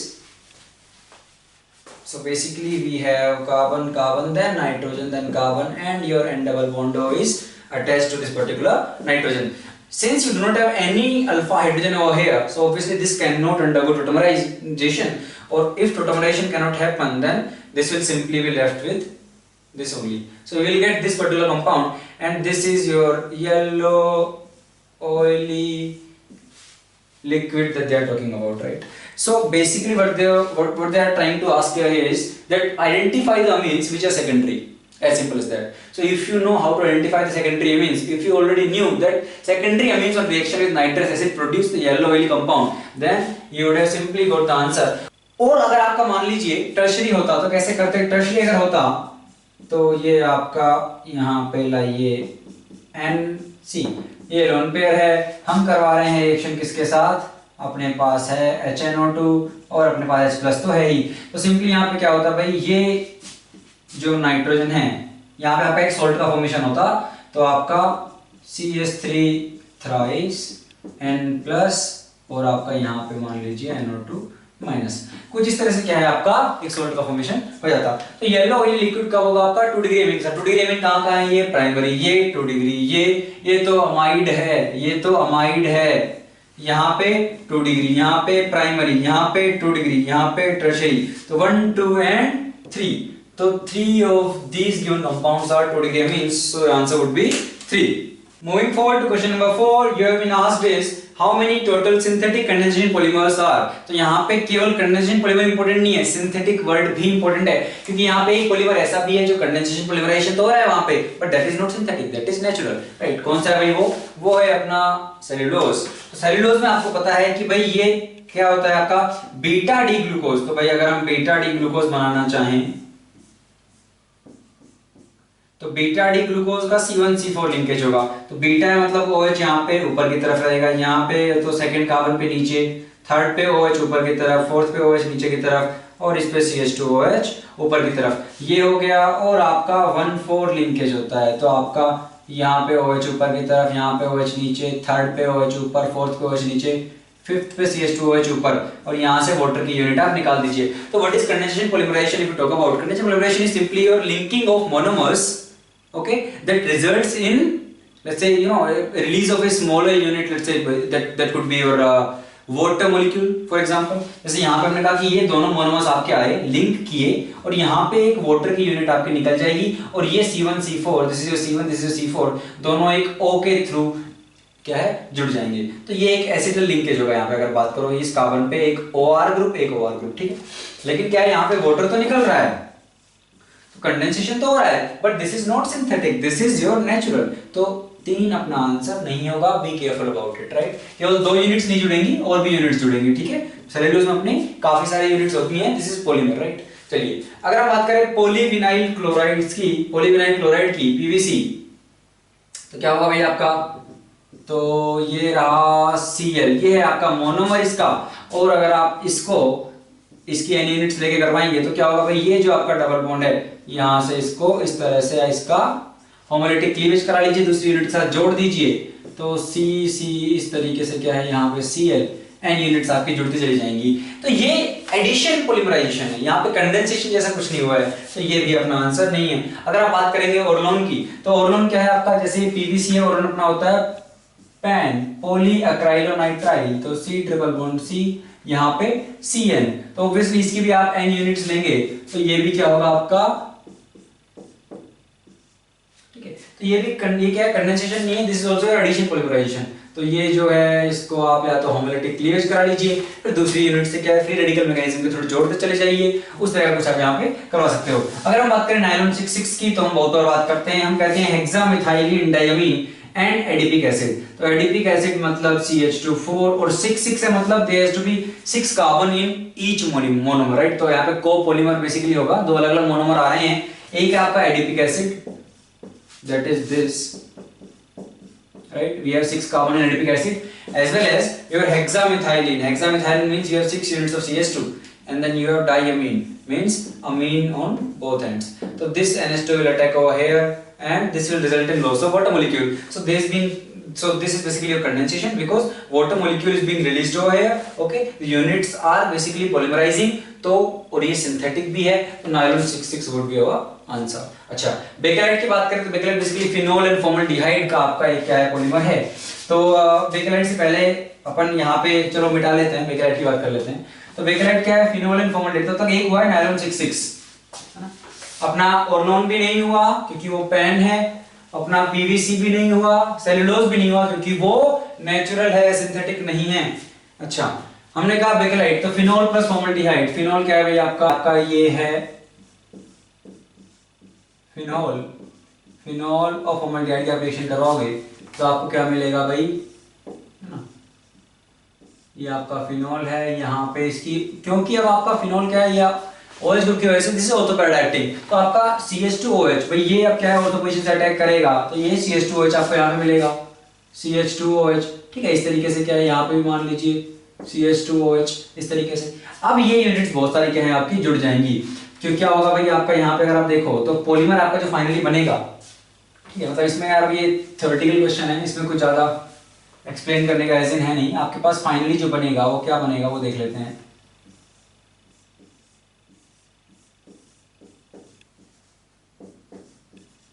ठीक है, इस तरीके से अगर ये एक स्ट्रेट चेन होती तो इसको हम बोलते हैं नोवोलेक, लेकिन जब क्रॉस लिंक हो जाएगी, क्रॉस लिंक मतलब यहाँ पे CH2 और यहाँ पे एक दूसरी है, इस तरीके से ये इसकी ऑर्थो पोजीशन, पैरा पोजीशन इस ऑर्थो पोजीशन से भी कुछ जुड़ जाएगा इस तरीके से, ठीक है। यहाँ पे भी मान लीजिए CH2, ठीक है। इस तरीके से क्या है आप जोड़ते चले जा सकते हो, और ये क्रॉस लिंक क्या है आपका बेकेलाइट है। अब अगर हम बात करेंगे यहाँ पे कहां से वाटर मॉलिक्यूल निकला होगा, तो यहाँ पे आपका CH2OH रहा होगा, मान लो एसिडिक मीडियम में, तो ये H+ जाएगा, यहाँ प्लस आएगा, तो ऑर्थो पोजीशन से अटैक हो जाएगा, ठीक है। तो या तो मान लीजिए ये OH और ये यहाँ पे जो H था वो, ठीक है, उस तरीके से कि आपका वाटर मॉलिक्यूल यहाँ से निकल रहा है, या फिर यहाँ पे जो OH था आपका मान लीजिए एसिडिक मीडियम है तो H2O निकल गया, और फिर यहाँ पे जो कार्बोकेटाइन यहाँ पे बेसिकली जो इलेक्ट्रोफाइल बना, यहाँ से ऑर्थो पोजीशन से अटैक हुआ और ये दोनों आपस में जुड़ते चले गए। तो यहाँ पे आपका वाटर का मॉलिक्यूल अगर आप देखो तो वो क्या है आपका एक्सपेल हो रहा है, तो वाटर मॉलिक्यूल निकल रहा है, तो आपका ये भी कंडेंसेशन पॉलीमराइजेशन है। यूरिया फॉर्मल्डिहाइड की अगर आप बात करोगे तो यूरिया फॉर्मल्डिहाइड कैसे होगा भाई आपका, NH2 CHCO NH2, यूरिया ये है, फॉर्मल्डिहाइड क्या है HCHO। इसकी रिएक्शन करवाओगे आप क्या होगा भाई, इसके पास लोन पेयर है, ये अटैक करवाइए, अटैक करवाओगे तो क्या होगा, यहाँ पे जो आपके पास डबल बॉन्ड H है, यहाँ पे ये इलेक्ट्रॉन शिफ्ट होंगे इधर की तरफ, तो आपको बेसिकली क्या मिल जाएगा। और सिमिलर काम आप इधर से भी करवा दीजिए, तो क्या होगा N था, C डबल बॉन्ड O था, N था, N के साथ अटैच हो गया CH2OH, इस N के साथ अटैच हो गया CH2OH। अब बस इसका दूसरी यूनिट के साथ क्या है, कंडेंसेशन आप करवाते चले जाइए, ठीक है, पॉलीमराइजेशन होगा। तो इस तरीके से क्या है, इसकी बहुत सारी यूनिट्स जुड़ेंगी, तो ये आपका क्या है, कंडेंसेशन पॉलीमराइजेशन यहाँ पे है। तो यहाँ पे भी क्या है, ये भी आपका हो गया। अच्छा, अगर हम बात करें डेक्रोन की, तो डेक्रोन क्या है भाई आपका, टेरिलिन या डेक्रोन की हम बात करते हैं। ये है आपका टरथैलिक एसिड। टरथैलिक एसिड मतलब आपका COOH यहाँ पे और यहाँ पे 1,4-डाइओइक, ठीक है। तो ये आपका terephthalic acid plus ethylene glycol. Ethylene glycol मतलब आपका CH2OH इस तरीके से। तो यहाँ से क्या है आपका, यहाँ से वाटर मॉलिक्यूल निकलेगा, ये एसिड है, ये अल्कोहल है, कुछ एस्टर टाइप का बन जाएगा और आपका क्या हो जाएगा, पॉलीमराइजेशन यहाँ पे होगा। तो यहाँ पे ये यूनिट जुड़ जाएंगी, इधर ये भी सिमिलरली दूसरे इथाइलिन ग्लाइकोल से कनेक्ट होगा और आपको यहाँ पे एक पॉलीमर मिलेगा। तो ये भी आपका कंडेंसेशन पॉलीमराइजेशन है। अगर हम बात करें ग्लिप्टल की, तो ग्लिप्टल क्या है भाई आपका, ये है आपका terephthalic acid plus ethylene glycol. और ग्लिप्टल क्या होता है आपका, थैलिक अनहाइड्राइड, ये O, C double bond O, phthalic anhydride plus ethylene glycol. तो सिमिलर प्रोसेस है, कुछ नहीं है, ये O यहाँ पे अटैक मारेगा, ये इलेक्ट्रॉन इधर शिफ्ट हो जाएंगे, तो यहाँ पे भी क्या है आपका एस्टर जैसा कुछ हमें मिलेगा। तो ये भी अपना कंडेंसेशन पॉलीमराइजेशन के थ्रू जुड़ रहा है, ये भी वही पॉलीमर है। तो सब में आपकी वाटर की यूनिट निकल रही है। तो यहाँ पे अगर मैं बात करना चाहूँ तो कैसा हुआ, यहाँ पे मैंने कहा भाई यहाँ पे आपके पास मान लीजिए ये C डबल बॉन्ड O था, यहाँ पे O CH2 और फिर O के थ्रू ये दूसरे पर अटैक मार देगा, और ये 1,2 था, तो यहाँ पे भी C डबल बॉन्ड O, इस पे भी किसी ने अटैक मारा होगा C। इस तरीके से क्या है आपकी यूनिट्स जुड़ती चली जाएंगी, ठीक है। तो ये भी आपका क्या है भाई, कंडेंसेशन पॉलीमराइजेशन है। तो अगर हम देखें कुल मिला के थ्योरेटिकल क्वेश्चन था बच्चों, इसमें कुछ मतलब ऐसे दिमाग लगाने का था नहीं। तो यहाँ पे अगर हम देखें तो कितने टोटल सिंथेटिक कंडेंसेशन पॉलीमर्स यहाँ पे हैं, तो ग्लिप्टल हमने कहा yes, phthalic anhydride plus ethylene glycol glyptal है। PVC पॉलीविनाइल क्लोराइड नहीं है। सेलुलोज नहीं है, सेलुलोज क्या है, नेचुरल है। डेक्रोन है, ऑर्लोन नहीं है क्योंकि वो तो पॉलीक्लोराइड ही है। नायलॉन 6,6 है, ठीक है। बेकेलाइट फिनोफॉर्मल्डिहाइड है, और अगर बात करो यूरिया फॉर्मल्डिहाइड तो ये भी है। टोटल 5 आपके यहाँ पे क्या हैं। So moving forward to question number 5. Question number 5 says the most common oxidation state of 3D series metals is +2. तो भाई 3D series की most common oxidation state क्या है, +2 है। But scandium +2 is virtually unknown. तो बोल रहे हैं कि scandium +2 क्या है आपका, exist नहीं करता है, मान लो ये। अब बोल रहे हैं find the sum of 3D electrons in all the known M+2 ions of 3D series। तो बोल रहे हैं भाई बाकी जितने भी बचे हैं आपके, स्कैंडियम +2 तो मना कर दिया इन्होंने, बाकी जितने बचे हैं उन सब की अगर अपन +2 वाली स्टेट लिखें तो आपके D के टोटल इलेक्ट्रॉन्स का सम क्या होगा। तो इसको तो ऐसे ही अपन क्रॉस कर देते हैं क्योंकि इसका अपने कोई लेना देना नहीं है। बाकी सब में +2 करोगे तो क्या हो जाएगा, यहाँ से +2 हो जाएगा, तो ये निकलेंगे इलेक्ट्रॉन्स तो यार 4s से ना यार। फिलिंग के टाइम अगर हम बात करें तो अपन कहते हैं भाई N+2 लगाते हैं, लेकिन जब आप इलेक्ट्रॉन्स निकाल रहे हो तो तब क्या होगा आपका, तब आपका जो आउटर मोस्ट है वहीं से निकलेंगे। तो +2 यहां से गए, यहां पे +2 की बात करोगे तो 1 यहां से गया और क्या बचेगा, D4 बचेगा क्योंकि क्रोमियम था, तो D5 और 4s1 इसका अपनी कॉन्फ़िगरेशन होता है। S2 की वजह से ये गया, +2 की वजह से ये गया, +2 की वजह से ये गया, +2 की वजह से ये गया। यहाँ पे D10 4s1 है ना, स्टेबल इलेक्ट्रॉनिक कॉन्फ़िगरेशन की वजह से, तो यहाँ पे आपका D9 जाएगा और ये जाएगा, यहाँ पे ये गया। तो अगर आप देखो आपके पास क्या है, 2 3 4 5 6 7 8 9 10, इनका आपको सम करना है। तो बेसिकली आप क्या कीजिए, 1 to 10 का सम कीजिए, उसमें से -1 कर दीजिए। 1 to 10 का सम क्या होगा, 10 into 11/2, n into n+1/2 -1, ये कितना हो जाएगा, 2 5 जा 10, 55 -1 इज इक्वल टू क्या हो जाएगा, 54। तो आपका इस क्वेश्चन में करेक्ट आंसर क्या होगा, 54। कंपैरेटिवली काफी आसान क्वेश्चन ये था। लास्ट क्वेश्चन देखते हैं बच्चों अपने सिर्फ का, paper number 2। In the 3-dimensional structure of chiral complex compound, compound क्या है, कोई बहुत ही अजीब सा कंपाउंड दे दिया गया है, ठीक है। क्या है, अगर आप देखो इसमें कोबाल्ट भी 2-2 बार है, तो एक तो यार पहले अपन और क्या बोल रहे हैं, पूछा क्या है, find the total number of CON, तो कोबाल्ट के नाइट्रोजन के साथ, और COO, ऐसे कितने लिंकेजेस हैं। देखो यार अगर आप इसके अंदर देखो ये, तो आपको एक कॉम्प्लेक्स दिख रहा है जो हम जनरली देख लेते हैं कि कोबाल्ट है, हेक्सा कोऑर्डिनेट है, 4 अमोनिया है, 2 आपके हाइड्रोक्साइड है। फिर हमने क्या कहा कि यार लेकिन ऐसे 3 जुड़े हैं इस कोबाल्ट के साथ, और बाहर है Br6। एक बात समझना, अगर बाहर Br6 है तो बाहर एक Br -1, मतलब इस पे कितना आ रहा है आपका +6 है। अच्छा, तो मतलब ये जो भाई हैं इन पे कितना चार्ज आ रहा है आपका +6 चार्ज आ रहा है, तो ये जो है इस पे कुछ +6 टाइप का आ रहा है। अगर हम दूसरी बात सोचने की देखें तो हमने कहा यार अंदर वाले में बात करें तो अमोनिया पे तो कोई चार्ज होगा नहीं, ये हाइड्रोक्साइड जैसे -1 होगा तो 2 OH लगेंगे, मतलब ये कोबाल्ट पे कितना है +2 है। ठीक है, तो इसका +2 इधर से माइनस वाला वो हटाओ तो इस पे कुछ नहीं बचा, तो इस कोबाल्ट को +6 क्या करना पड़ेगा। तो यहां से आप थोड़ा दिमाग लगा सकते थे। आपने कहा यार ये तो मुझे पता है अंदर वाला कैसा होगा, मैंने कहा अंदर वाला तो कैसा हो जाएगा, इसकी एक फॉर्म बना लेते हैं। मान लीजिए ये रही OH और OH, NH3 NH3 NH3 और आपका NH3। ठीक है, ये तो ठीक है। तो ऐसे 3 जुड़े हैं इस कोबाल्ट के साथ, और मुझे उनको क्या करना है, मुझे लेकिन इस कोबाल्ट को +6 भी बनाना है। अच्छा, तो आपको दिख रहा है यार एक मान लीजिए ऐसा हो गया। ठीक है, दूसरा कोबाल्ट मेरा, दूसरा ये CO, इसके साथ आप कहोगे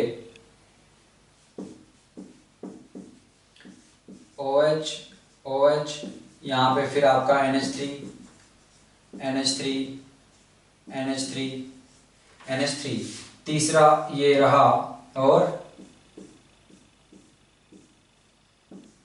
OH OH।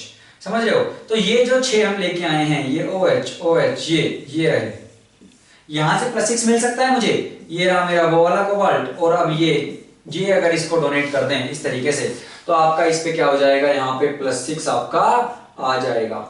ठीक है, बस आपको केवल इतना समझना था।